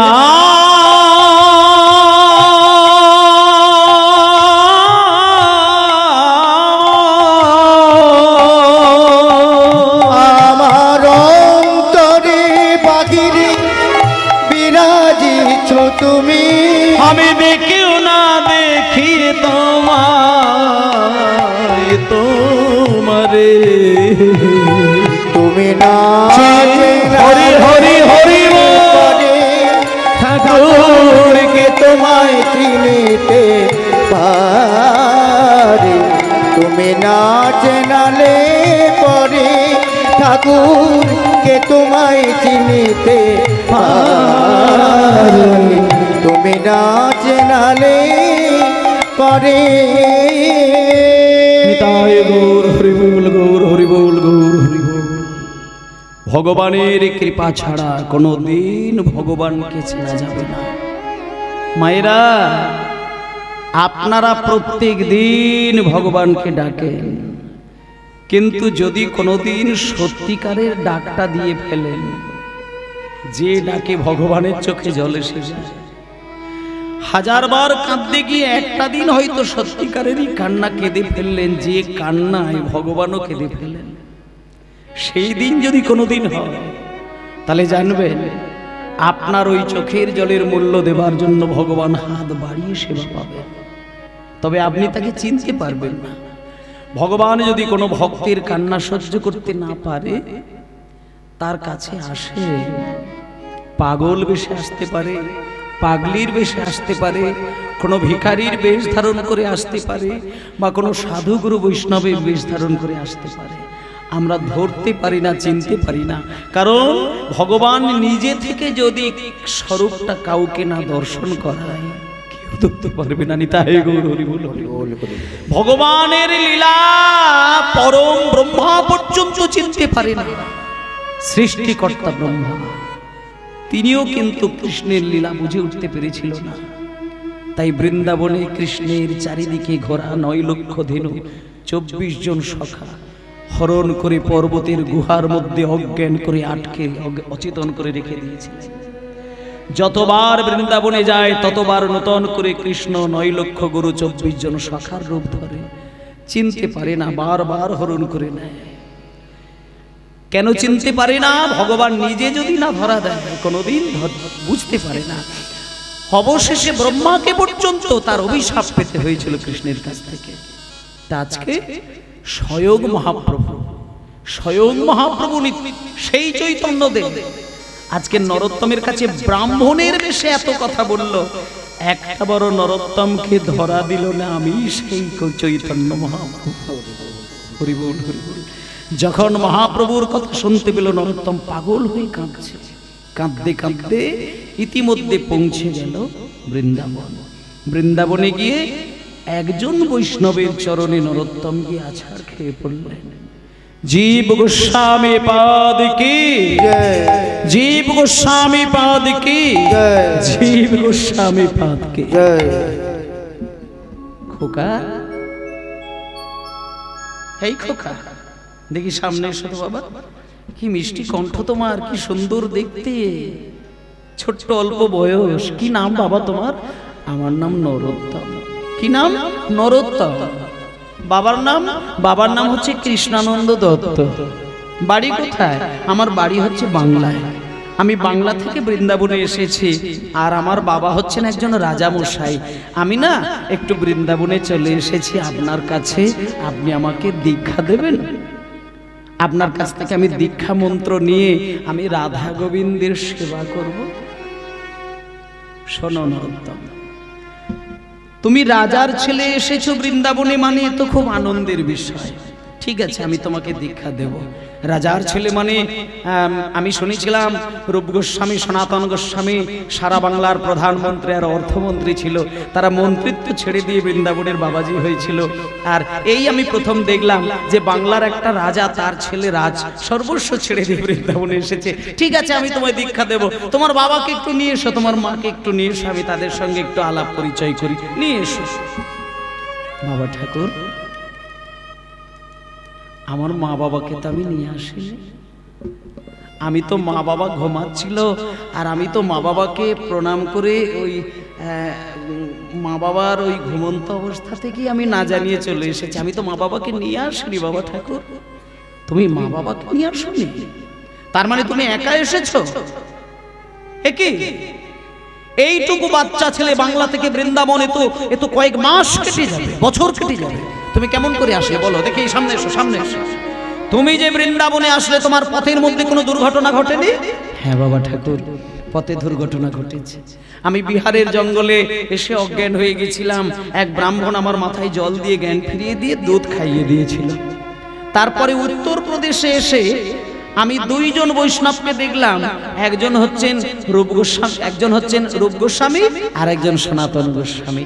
ওনারা বললেন যে ব্রাহ্মণ আমাকে দুগ্ধ খাইয়েছিলেন, বললেন উনি নাকি চৈতন্য মহাপ্রভু ছিলেন। নরোত্তম, কি বলছো তুমি? রূপ সনাতনকে তুমি স্বপ্নে দেখেছো? হ্যাঁ হ্যাঁ, আমাকে তো স্বপ্নে দেখা দিলেন ওনারা। ঠকঠকে চেহারা, এক খণ্ড সাদা কাপড় হাঁটুর উপরে জড়িয়ে, হাতে জপের মালা, কপালে তুলসী মালা, ওই গলায় তুলসী মালা, কপালে তিলক, আর ওই হরিনাম করছে। চোখ থেকে তাদের বিন্দু বিন্দু কৃষ্ণ প্রেমের ধারা গড়িয়ে যাচ্ছে। নরোত্তম, ভেবে কথা বলছো? যে রূপ সনাতনকে তুমি দেখলে, তুমি জানো ওনারা আমার সম্পর্কে কে হয়? জানো তুমি? শোনো, রূপ গোস্বামী হচ্ছে বড় ভাই, সনাতন গোস্বামী হচ্ছে মেজো ভাই। আর ওনাদের দুই ভাইয়ের আদরের একটা কোলের ভাই ছিল, তার নাম অনুপম গোস্বামী, সে হচ্ছে ছোট ভাই। সেই অনুপম গোস্বামী হচ্ছে আমার সম্পর্কে বাবা। সুতরাং তুমি বুঝতে পারছো, ওই রূপ সনাতন সম্পর্কে আমার জ্যাঠামশাই। শুধু জ্যাঠামশাই নয়, আমার বড় জ্যাঠা আর আমার মেজো জ্যাঠা, এই দুই জ্যাঠার কোলে বসে, এক জ্যাঠার কাছ থেকে আমি দীক্ষা নিয়েছিলাম, আর এক জ্যাঠার কোলে বসে আমি রাধা গোবিন্দের সেবার শিক্ষা নিয়েছি। শোনো নরোত্তম, যেদিন থেকে আমার দুই জ্যাঠাদেরকে আমি হারিয়েছি, প্রত্যেক দিন রাত্রিতে শুতে যাবার সময়, আমি ঘুমাতে যাবার সময়, আমি কেঁদে কেঁদে শুধু একটাই কথা জানাই, ভগবানকে শুধু একটা কথা জানাতাম, যে আমার দুই জ্যাঠাদেরকে আমি যেন স্বপ্নের হৃদয় মাঝে দেখতে পাই। আমার এত বয়স হয়ে গেল, আমি কোনোদিন স্বপ্নে আমার জ্যাঠাদেরকে দেখতে পাই না। কতবার চেষ্টা করেছি দুই জ্যাঠাদেরকে দেখবো, আমি দেখতে পাই না। তুমি কত বড় ভাগ্যবান, এই ছোট অল্প বয়সে আমার দুই জ্যাঠা তোমার হৃদয়ে দেখা দিয়েছে। কি বলছো তুমি? আমি তোমাকে দীক্ষা দেব না, আমি তোমায় দীক্ষা দেব না। যে হৃদয়ে আমার দুই জ্যাঠার চরণ বসানো থাকে, সেই হৃদয়ে তো আমি দীক্ষা দিতে পারি না। দীক্ষা যদি তোমাকে নিতে হয়, তাহলে আমার ওই দুই জ্যাঠামশাইয়ের সমকক্ষ বৈষ্ণব বৃন্দাবনে একজন আছেন, তুমি তার কাছে যাও, তার কাছে গিয়ে তার চরণ দুটো জড়িয়ে ধরো। তোমার এই রূপ, তোমার এই ভাব, ভালোবাসা দেখে, প্রেম দেখে যদি উনি তোমাকে দীক্ষা দেয়, তাহলে জানবে তোমার এই মানব জীবন ধন্য হয়ে গেল। চলে যাও। তার নাম লোকনাথ গোস্বামী। জয় জয় শ্রী গুরু প্রেম কল্প তরু। জয় জয় শ্রী গুরু প্রেম কল্প তরু। বড় অদ্ভুত জাগ্রত প্রকাশ, বড় অদ্ভুত জাগ্রত প্রকাশ, বড় অদ্ভুত জাগ্রত প্রকাশ, অদ্ভুত জাগ্রত প্রকাশ প্রকাশ, বড় অদ্ভুত জাগ্রত প্রকাশ। ইতিমধ্যেই নরোত্তম লোকনাথ প্রভুর কাছেই গিয়ে হাজির হলেন। যে লোকনাথ প্রভুর বয়সী আর বৃন্দাবনে কেউ নেই, সবাই জগৎ ছেড়ে চলে গেছেন, শুধু উনি মাত্র বেঁচে আছেন এখনো। অনেক বয়স, ঠকঠকে চেহারা, বয়স হয়ে গেছে, চোখে ভালো করে দেখতে পায় না, কানে ভালো করে শুনতে পায় না। ওনার কাছে গিয়ে নরোত্তম হাজির হলেন। লোকনাথ গোস্বামী পাদ কি, লোকনাথ গোস্বামী পাদ কি, লোকনাথ গোস্বামী পাদ কি। কে কে কে আমার জয়ধ্বনি দেয়? কে আমার জয়ধ্বনি দিচ্ছিস রে? এই কে ভেতরে আয়। বাবা ঠাকুর, কে তুই? আমার নাম নরোত্তম। নরোত্তম? বাবার নাম কি? আমার বাবার নাম হচ্ছে ওই কৃষ্ণানন্দ দত্ত। কৃষ্ণানন্দ দত্ত বাড়ি কোথায়? আমি বাংলা থেকে এসেছি গোস্বামী পাদ। আচ্ছা, তা বাংলা থেকে এসেছিস, তোর বাবা কি করে? আমার বাবা একজন রাজা মশাই। আচ্ছা, তার মানে তুমি রাজার ছেলে। বলো এখানে কি জন্য এসেছো বলো। বাবা ঠাকুর, আপনার কাছে আমি এসেছি, আর আপনি আমাকে দীক্ষা দেবেন, আমি একটু রাধা গোবিন্দের সেবা করব। দীক্ষা? আচ্ছা, এই জন্য বলি আমার কেন জয়ধ্বনি দিচ্ছে। শোনো শোনো শোনো শোনো, কাছে এসো কাছে এসো। শোনো, রাজার ছেলে, বৃন্দাবনে এসেছো, প্রসাদ পাও, ঘোরো ফেরো, বেদি হও, যাও বেদি হও। আমি তোমায় দীক্ষা দেব না। এটা তোমার উপরে রাগ দুঃখ অভিমান করে বলছি না, এটা আমার প্রতিজ্ঞা। জীবনে আমার কাছে হাজার হাজার বৈষ্ণব এসেছে, কত মাথা ঠুকেছে, আমি দীক্ষা দিই না। যাও বেরিয়ে যাও, এটা আমার প্রতিজ্ঞা। চলে যাও, বেরিয়ে যাও, দীক্ষা আমি দেব না। নরোত্তম মনে মনে ভাবলেন, আপনি শুধু আমার এই জন্মের গুরু নন, আপনি আমার গত জন্মের গুরু ছিলেন বটে। দীক্ষা আপনি নাইবা দিলেন, আপনার মুখ পানে চেয়ে আমি মরে যাব, তবু কারোর কাছে দীক্ষা নেব না। আমার চক্ষু দানে দিলা যে, জন্মে জন্মে গুরু সে। হরি হরি বল। জন্মে জন্মে গুরু সে, চক্ষু দানে দিলা যে, জন্মে জন্মে গুরু সে। আমার চক্ষু দানে দিলা যে, জন্মে জন্মে গুরু সে। জন্মে জন্মে গুরু সে। লোকনাথ লোকের জীবন, লোকনাথ লোকের জীবন, প্রভু লোকনাথ লোকের জীবন, লোকনাথ লোকের জীবন, লোকনাথ লোকের জীবন, লোকনাথ লোকের জীবন, লোকনাথ লোকের জীবন। নরোত্তম ঠিক করে নিয়েছে, দীক্ষা যদি ইনি আমাকে নাও দেয়, আমি এই জায়গায় মাথা ঠুকে ঠুকে মরে যাই, কারোর কাছে যাব না। কারণ লোকনাথ গোস্বামীর একটা রূপ উনি দেখতে পেয়েছেন, যে ইনি আমার এ জন্মের নয়, গত জন্মের গুরু ছিলেন। এখানে যারা আমার মায়েরা বাবারা রয়েছেন, একটা কথা বলি, দীক্ষা গুরু যদি কারোর ভাগ্যে এইরকম হয়ে যায় যে দীক্ষা মন্ত্র নেওয়ার পরে গুরুদেবের সঙ্গে আপনার সম্পর্কটা ভক্তি জগতের দিক থেকে অতি পবিত্র সুমধুর, গুরুদেবের চরণ স্পর্শ করলে হৃদয়ে কৃষ্ণ প্রেম এসে যায়, গুরুদেবের নাম মুখে আনতে পারলেই যেন কৃষ্ণ নাম মুখে এসে যায়, এইরকম যদি গুরু কোনোদিন সান্নিধ্য পেয়ে যান, তাহলে জানবেন ওই গুরু আপনার গত জন্মের গুরু ছিল। আর যদি কোনোদিন কোনো গুরুর কাছ থেকে কোনো কারণে দীক্ষা নেওয়া হয়েছে, কিন্তু সম্পর্কটা হাজার চেষ্টা করেও আপনি ভালো তৈরি করতে পারছেন না, এমন অনেক মানুষের অনেক গুরু কপালে এসে যায় যাদের সঙ্গে সম্পর্ক ভক্তি জগতের দিক থেকে ভালো নয়, তাহলে জানতে হবে ওটা আপনার সঠিক গুরু নির্বাচন হয়নি। আপনাকে অন্য গুরুর চরণ ধরে আলোর পথে আগাতে হবে। আজকে লোকনাথ গোস্বামী যখন নরোত্তমকে দেখা দিয়েছে, নরোত্তম পরিষ্কার দেখতে পেয়ে গেলেন ইনি আমার এই জন্মের গুরু নন, ইনি আমার গত জন্মের গুরু ছিল। দীক্ষা নাই দিক, আমি এনার কাছেই পড়ে থাকব। দেখতে দেখতে বেশ কটা দিন, কটা মাস, কটা বছর কেটে যায়। একদিন লোকনাথ গোস্বামী, সেদিন ছিল প্রচন্ড ঠান্ডা, কনকনে ঠান্ডা, প্রচন্ড শীত। হঠাৎ ভোর 3টের সময় লোকনাথ গোস্বামী মলত্যাগ করতে যাচ্ছে মন্দির থেকে অনেকটা দূরে, গঙ্গার ধারে, যমুনার ধারে। এবার হঠাৎ নরোত্তমের চোখে পড়ে গেল, এত রাত্রিতে, এত ঠান্ডার সময়, গুরুদেবের এত বয়স, একা একা মলত্যাগ, কেউ সঙ্গে নেই, হঠাৎ যদি গুরুদেবের কিছু হয় কে বাঁচাবে?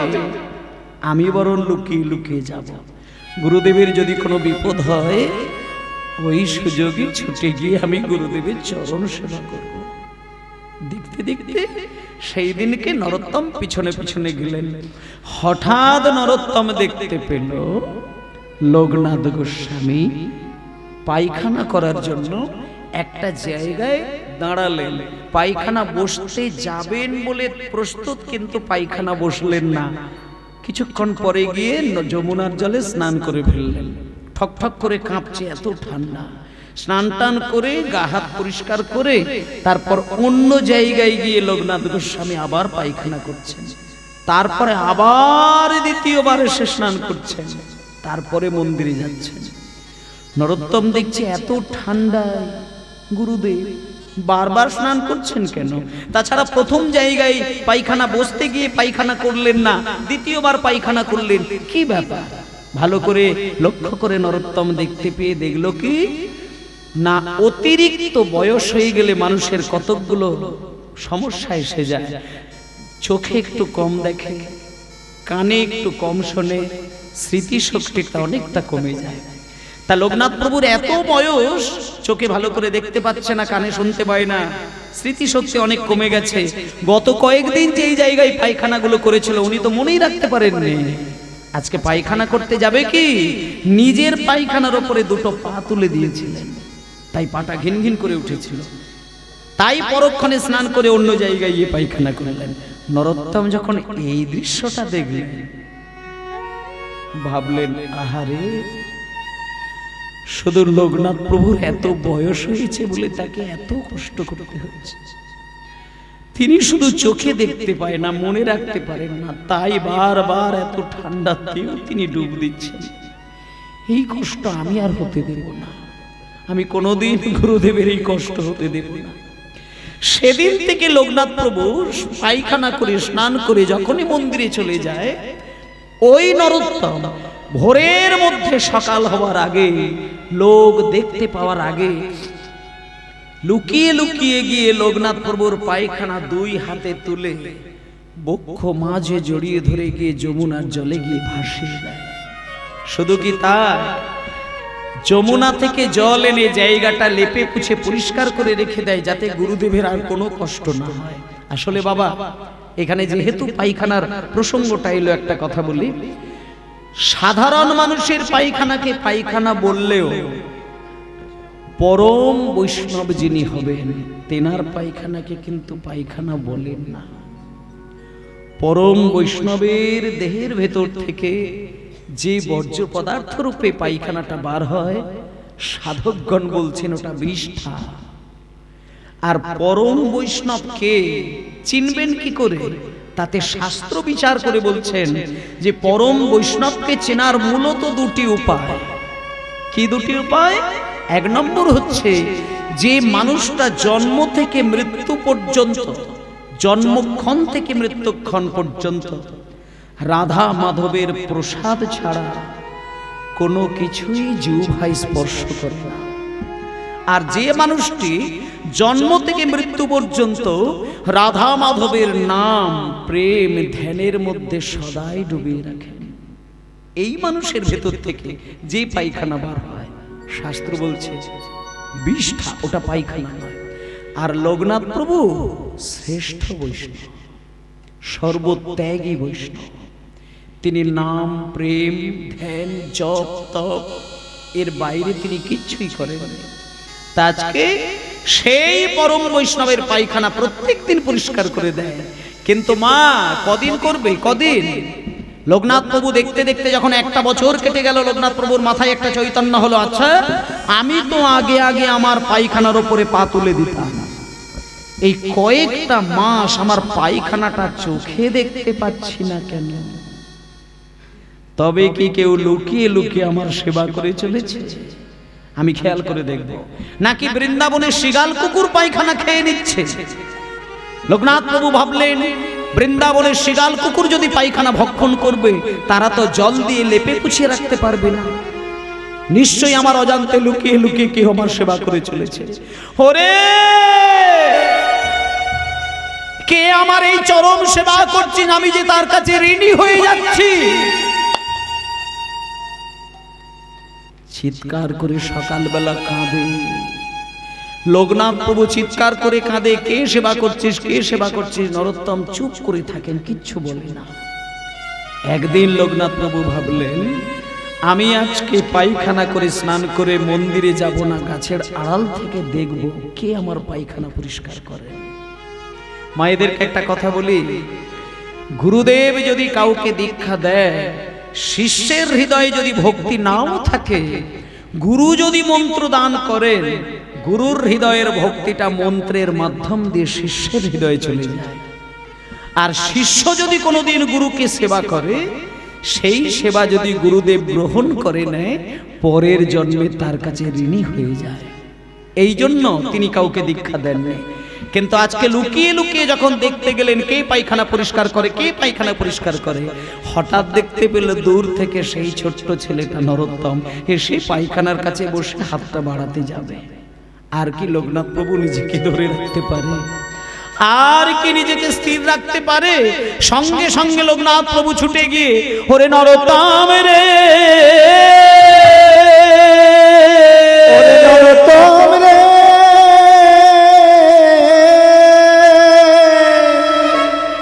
তুই কিনা রাজার ছেলে, নিজের পায়খানা কোনোদিন নিজ হাতে পরিষ্কার করিস নাই। আজকে তুই আমার পায়খানা পরিষ্কার করে তোর কিছু হোক বা না হোক আমার যে বড় জীবনের ক্ষতি করে দিলি, তুই যে আমায় জন্মে জন্মে ঋণী করে দিলি। ওরে নরোত্তম রে, আজকে যদি আমি তোকে দীক্ষা মন্ত্র না দিয়ে দিই, তাহলে যে আমি ভগবানের কাছে বড় অপরাধী হয়ে যাব। তাই আমার বুকে আয়, আমি তোকে দীক্ষা মন্ত্র দান করলাম। আজকে নরোত্তমকে বুকে জড়িয়ে ধরে, একেবারে হৃদয় মাঝে জড়িয়ে ধরে লোকনাথ গোস্বামী সেই দীক্ষা মন্ত্র নরোত্তমকে দান করে দিলেন। আর বলে দিলেন, নরোত্তম তুই হলি আমার জীবনের প্রথম শিষ্য, আর তুই হলি আমার জীবনের শেষ শিষ্য। নরোত্তমের দীক্ষা হয়ে গেল। যেই নরোত্তমের দীক্ষা হয়ে গেছে, মায়েরা, কত কত বৃন্দাবনের সাধকগণ লাইন দিয়েছেন নরোত্তমকে দেখার জন্য। তাদের মধ্যে একজন এসেছেন যিনি সারা পৃথিবীর মধ্যে একজন সঙ্গীত গায়ক, যার নাম হলো হরিদাস স্বামী, যিনি সারা ভারতের সম্রাট আকবরের পোষা যে শিল্পী ছিল তানসেন, সেই তানসেনের যিনি গুরুদেব ছিলেন। তানসেন সারা ভারতের একজন শিল্পী ছিলেন, উচ্চাঙ্গ সঙ্গীত, আকবরকে গান শুনিয়ে কাঁদাতেন। সেই তানসেনের গুরুদেবের নাম হচ্ছে হরিদাস স্বামী। সেই হরিদাস স্বামী আজকে নরোত্তমের কাছে এসে বললেন, নরোত্তম, তোমার সম্পর্কে আমি বৃন্দাবনে সব খবর জানি। লোকনাথ প্রভু তোমাকে দীক্ষা দিয়েছেন, মানে আমাকে আর নূতন করে কিচ্ছু বলতে হবে না। তুমি আমার কোলে বসে রাগ রাগিনী শেখো, উচ্চাঙ্গ সঙ্গীত শেখো, গান বাজনা শেখো। তাই বাবা নরোত্তম ওই লোকনাথ গোস্বামীর কাছ থেকে দীক্ষা পাওয়ার পরে হরিদাস স্বামীর কাছ থেকে কোলে বসে গান শিখেছিলেন। যে গান তানসেন শিখেছিলেন, সেই তানসেনের গুরু হরিদাস স্বামী, তিনি নরোত্তমকে সঙ্গীত শিখিয়েছিলেন। এরপরে শ্রীনিবাস আচার্য প্রভু শেষকালে আসলেন। তিনি এসে বললেন, নরোত্তম, তোমার সব কথাই আমরা জেনে গেছি। পৃথিবীর মধ্যে শ্রেষ্ঠ সাধক যদি থাকতে হয়, একমাত্র আমি তোমাকেই দেখলাম। শোনো, তোমাকে শিখতে হবে কেমন করে রাধা গোবিন্দকে সেবা করতে হয়। তুমি চোখ বন্ধ করে ধ্যান করবে। হঠাৎ তুমি ধ্যানের মধ্যে দেখতে পাবে তোমার দুটো ভ্রুর মাঝখানে একটা আলোর জ্যোতি, আর সেই আলোর মাঝখানে তুমি দেখতে পাবে বৃন্দাবন। সেই বৃন্দাবনের মাঝে দেখবে তুমি কুঞ্জবন, আর কুঞ্জবনের মাঝে দেখবে একটা সোনার বেদি, আর সোনার বেদির উপরে দেখবে ছোট্ট ছোট্ট রাধা কৃষ্ণ একে অপরের সঙ্গে কথা বলছে। আর তোমার কাজ হলো, রাধা কৃষ্ণ যখন কথা বলবে, তাদের সামনে তুমি এক বাটি দুধ গরম করে মুখের সামনে ধরবে। এইটাই হবে তোমার কৃষ্ণ সেবা। নিতাই গৌর প্রেমানন্দে হরি বল। এইবার নরোত্তম ধ্যানের মধ্যে ডুবে গেল। যেই ধ্যানের মধ্যে ডুবে গেল, দেখতে পেল দুটো ভ্রুর মাঝে একটা তীব্র আলোর জ্যোতি। সেই আলোর মাঝখানে দেখতে পেল বৃন্দাবন, সেই বৃন্দাবনের মাঝখানে দেখতে পেল কুঞ্জবন, আর কুঞ্জবনের মাঝে দেখলো একটা সোনার বেদি। সোনার বেদির ওপরে দাঁড়িয়ে রয়েছে রাধা কৃষ্ণ, আর তাদের মধ্যে হচ্ছে কথোপকথন। রাধা কৃষ্ণ প্রাণময়। আচ্ছা, একটুখানি বললি, এই মুহূর্তে আমি যুগলের একটা গান গাইবো রাধা কৃষ্ণের, কিন্তু এখানে লীলাটা শেষ নয়। লীলাটা শেষ হবে যে জায়গাটা, সেটা হচ্ছে নরোত্তম দাস ঠাকুরের একেবারে জীবন অবসান জায়গায় আসবে, মানে উনি প্রাণ ত্যাগ করবেন, ওইখানে সমাপ্ত হবে। তার আগে কয়েকটা কথা হবে তারপরে, তাই আর একটুখানি মন দিয়ে শুনবেন, তারপর পরবর্তী লীলা, রাসলীলা আপনারা শুনবেন। রাধা কৃষ্ণ প্রাণ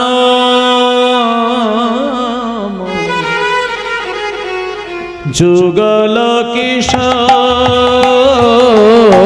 রাধা কৃষ্ণ হরি হরি হরি মন যুগল কিশোর, রাধা কৃষ্ণের প্রাণ মন যুগল কিশোর। আমার জীবনে মরণে গতি আর নাহি জীবনে মরণে গতি আর নাহি আর জীবনে মরণে গতি আর নাহি জীবনে মরণে গতি আর নাহি হরে রাধা কৃষ্ণ প্রাণ যুগল কিশোর, রাধা কৃষ্ণ প্রাণ যুগল কিশোর, রাধা কৃষ্ণ প্রাণ মন যুগল কিশোর। ধ্যানের মধ্যে হঠাৎ নরোত্তম দেখল রাধা আর কৃষ্ণ একে অপরের সঙ্গে মিষ্টি মিষ্টি কথা বলছে। নরোত্তম ভাবল, গুরুদেব আমাকে দুধ গরম করতে বলেছে, আমি দুধ গরম করতে বসিয়ে দিই। এই বলে তড়িঘড়ি করে কতগুলো শুকনো জ্বালানি কাঠে আগুন দিয়েছে, তার মধ্যে সোনার পাত্র বসিয়েছে, ভর্তি করে দুধ দিয়েছে, আর মনে মনে ভাবছে দুধ গরম হতে তো একটু দেরি আছে, হঠাৎ করেই তো আর দুধ গরম হয়ে যাবে না, একটু সময় লাগবে, এই ফাঁকে আমি একটু রাধা কৃষ্ণের কথা শুনে আসি।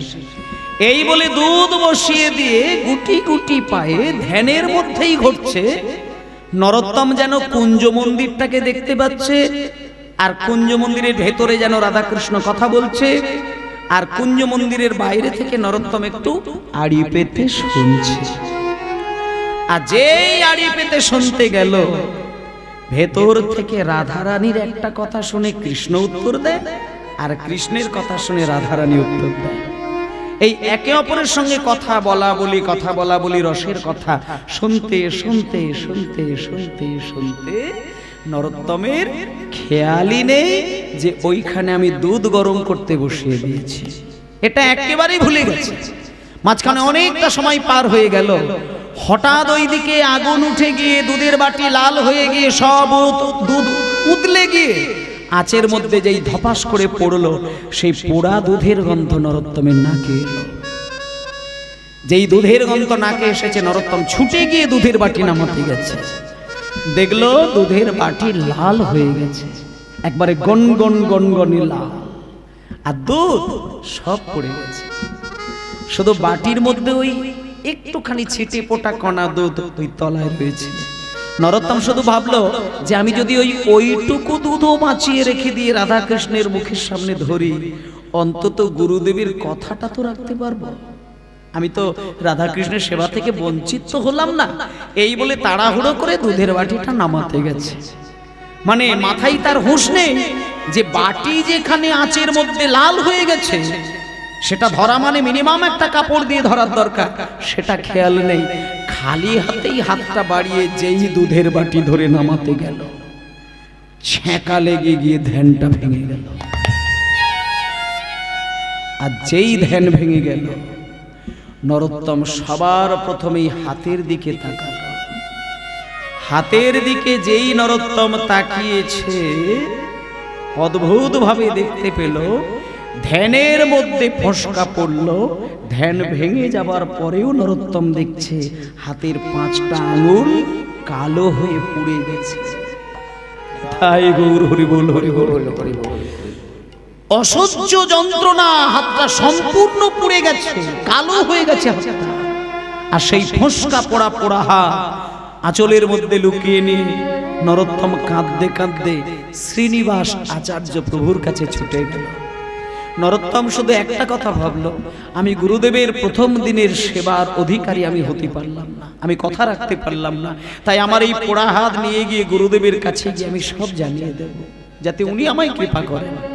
তাই সঙ্গে সঙ্গে নরোত্তম হাতটা আঁচলের মধ্যে লুকিয়ে নিয়ে, ও হে গুরুদেব,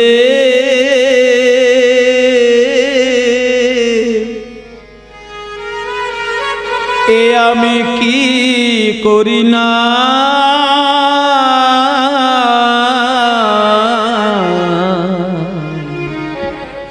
ও হে গুরুদেব,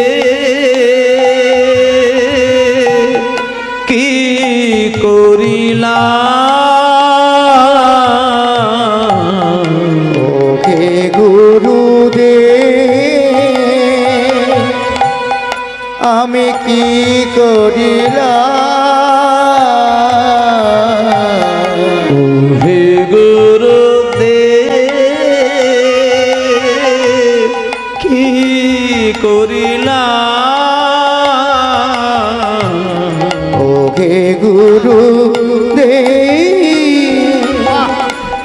আমি কি করিলাম, আমি সুখের কথা ভেবে ভেবে সকলে হারালাম, হরিব আমি সুখের কথা ভেবে ভেবে সকলি হারালাম, আমি সুখের কথা ভেবে ভেবে সকলে হারালাম, আমি সুখের কথা ভেবে ভেবে সকলি হারালাম, ও হে গুরুদেব, আমি কি করিলাম, ও হে গুরুদেব, কি করিলাম, ও হে গুরুদেব, কি করিলাম। গুরুদেবের কাছে এসে নরোত্তম কাঁদতে কাঁদতে আছাড় খেয়ে পড়ল। বাবা, গুরুদেবের কাছে এসে আছাড় খেয়ে যখনই মুখ দিয়ে বাক্য বলতে যাবে, গুরুদেব ছুটে এসে হাতটা দিয়ে মুখটা চেপে ধরল। নরোত্তম, কিচ্ছু বলতে হবে না, তোকে কিচ্ছুই বলতে হবে না, আমি সব জানি, সব জানি রে বাবা, সব জানি। শোন শোন শোন শোন নরোত্তম, শোন, আমার কাছে এই পর্যন্ত কত হাজার বৈষ্ণব এসেছে, কত হাজার ভক্ত এসেছে, সকলকে শুধু আমি বলি ধ্যান করো, ধ্যান করো, ধ্যান করো, ধ্যান করো, কেউ পারে না। কালকে যখন আমি তোকে বলে আসলাম তুই ধ্যানের মধ্য দিয়ে রাধা গোবিন্দের সেবা কর, তুই ধ্যানে ডুব দিলি, আমি সঙ্গে সঙ্গে ছুটে এসে আমার মন্দিরে বসে আমি ধ্যান করছিলাম, সেই ধ্যানের মধ্যে আমি তোকে দেখছি, তুই ধ্যানের মধ্যে যা করেছিস আমি ধ্যানের মধ্যে আমি সব দেখতে পেয়েছি। নরোত্তম, প্রথম দিনে না হয় তুই সামান্য একটি ভুল করেছিস, কিন্তু সারা জীবনে তো এই ভুল আর দ্বিতীয়বার করবি না। আমি তোকে একটা কথা বললাম, তোর মতন এত বড় বৈষ্ণব বৃন্দাবনে এর আগে কেউ কোনো দিন আসে না। আমি তোকে মাথায় হাত দিয়ে আশীর্বাদ করলাম, আজ থেকে তোর নাম করে দিলাম, তুই হলি সারা বৈষ্ণব সমাজের একজন বিশিষ্ট বৈষ্ণব আচার্য। তোর নাম হবে ঠাকুর নরোত্তম দাস। তুই বৃন্দাবন ছেড়ে চলে যা, তোর আর বৃন্দাবনে থেকে লাভ নেই, তুই বাংলায় চলে যা। বাংলায় গিয়ে বাঙালিদের ঘরে ঘরে গিয়ে যে প্রেম তুই আজকে হৃদয়ে ধারণ করেছিস, তুই তোর সংকীর্তনের মাধ্যম দিয়ে প্রেম প্রচার কর। তাই বাবা, সেই নরোত্তম দাস ঠাকুর উনি কিন্তু জীবনের শেষের দিকে অনেকগুলো বছর কাটানোর পরে উনি কিন্তু বৃন্দাবন ছেড়ে আবার আমাদের এই বাংলায় চলে এসেছিলেন।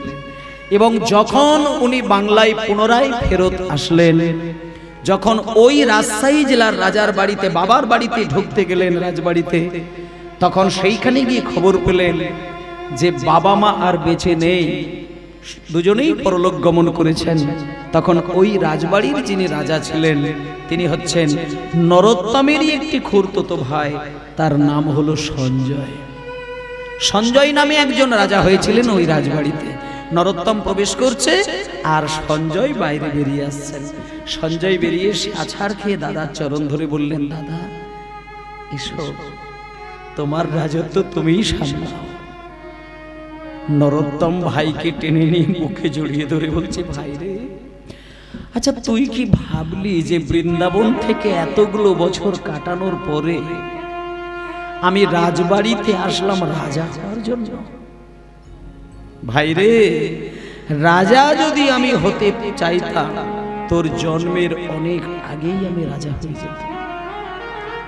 আমি রাজা হব না, তুই রাজা হয়েছিস, তুই আমার ভাই।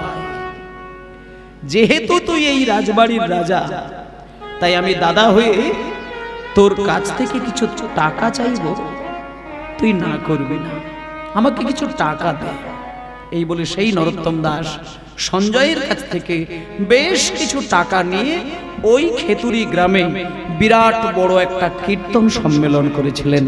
এবং যে কীর্তন সম্মেলনে তিনি নিজে কীর্তনিয়ার আসনে দাঁড়িয়ে এইভাবে সম্প্রদায় সহযোগে তিনি কীর্তন গেয়েছিলেন। সারা ভারতবর্ষের বৈষ্ণব সমাজ নিমন্ত্রিত ছিল এবং তিনি কীর্তন গাইতে গাইতে তিনি সেই দিন একটা বিধান করে দিয়েছিলেন, আজ থেকে বাংলার মাটিতে যেখানেই কীর্তন গান হবে, যে কোনো পালা বা যে কোনো লীলা পরিবেশনের আগে তাকে গৌর চন্দ্রিকা গাইতে হবে। নিতাই গৌর প্রেমানন্দে হরি হরি। এই যে গৌর চন্দ্রিকা গাইবার যে একটা বিশেষ নিয়ম, এটা একমাত্র নরোত্তম দাস প্রচার করলেন, তার আগে ছিল না। এবার সেই নরোত্তম দাস ঠাকুর সারা বাংলা ছুটে ছুটে গিয়ে তিনি কিন্তু হরিনাম বিতরণ করেছিলেন এবং বেশ কিছু মানুষকে তিনি দীক্ষাও দিয়েছিলেন। কিন্তু ভক্তমণ্ডলী মায়েরা, তিনি দীক্ষা দিয়েছিলেন ব্রাহ্মণ অব্রাহ্মণ সকলকেই দীক্ষা দিয়েছিলেন। অবশেষে নরোত্তম দাস ঠাকুর একদিন ধ্যান করতে বসে গেলেন। ধ্যানের মধ্যে এমন ভাবে ডুব দিয়েছেন নরোত্তম দাস, এক সপ্তাহ কেটে গেল, ধ্যান ভাঙেনি। একদিন করে 7টা দিন কেটে যায়, নরোত্তম দাসের ধ্যান ভাঙলো না।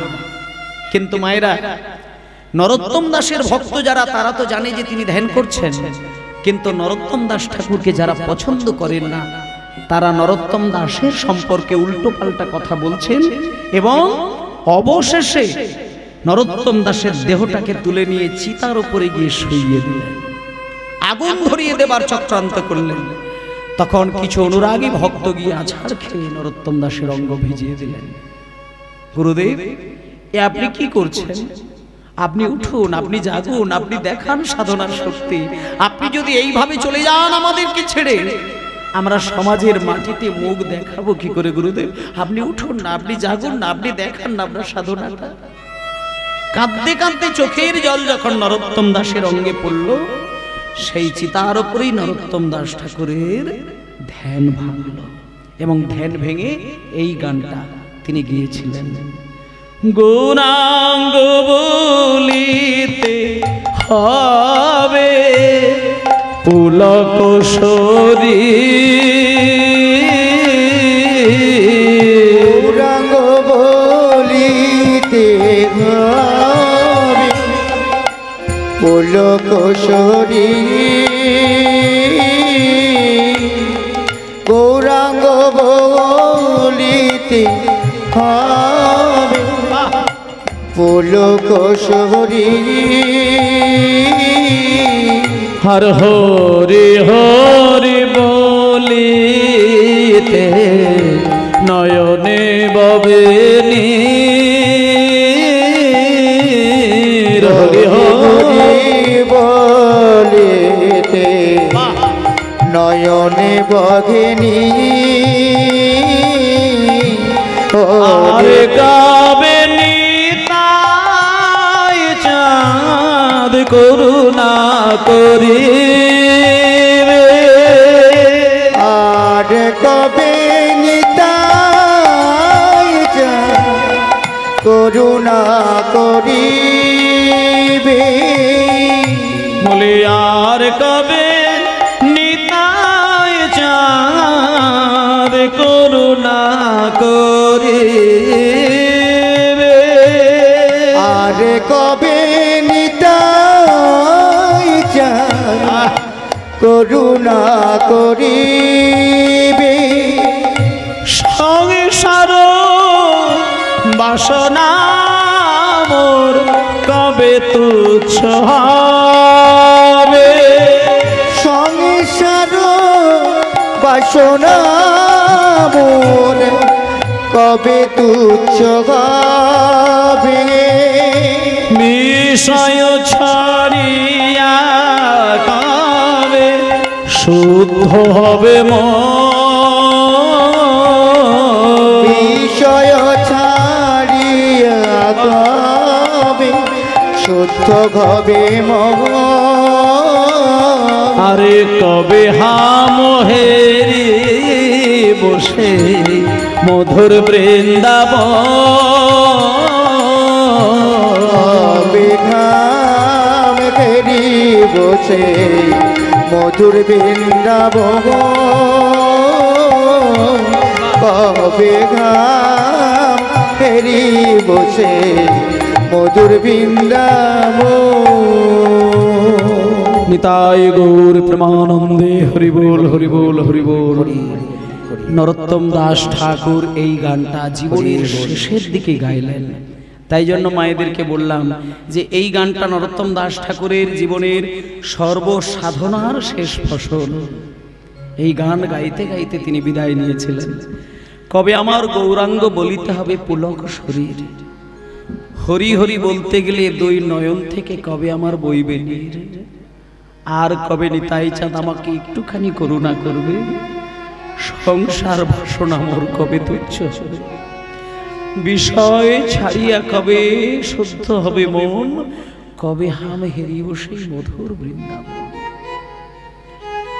নিত্যানন্দ যদি কাউকে কৃপা করে, গৌর সুন্দর যদি কাউকে কৃপা করে, বৃন্দাবনে গিয়ে বৃন্দাবনের ভাব নিতে হয় না। এই সংসারের মধ্যে থেকেই সে বৃন্দাবন দর্শন করতে পারবে।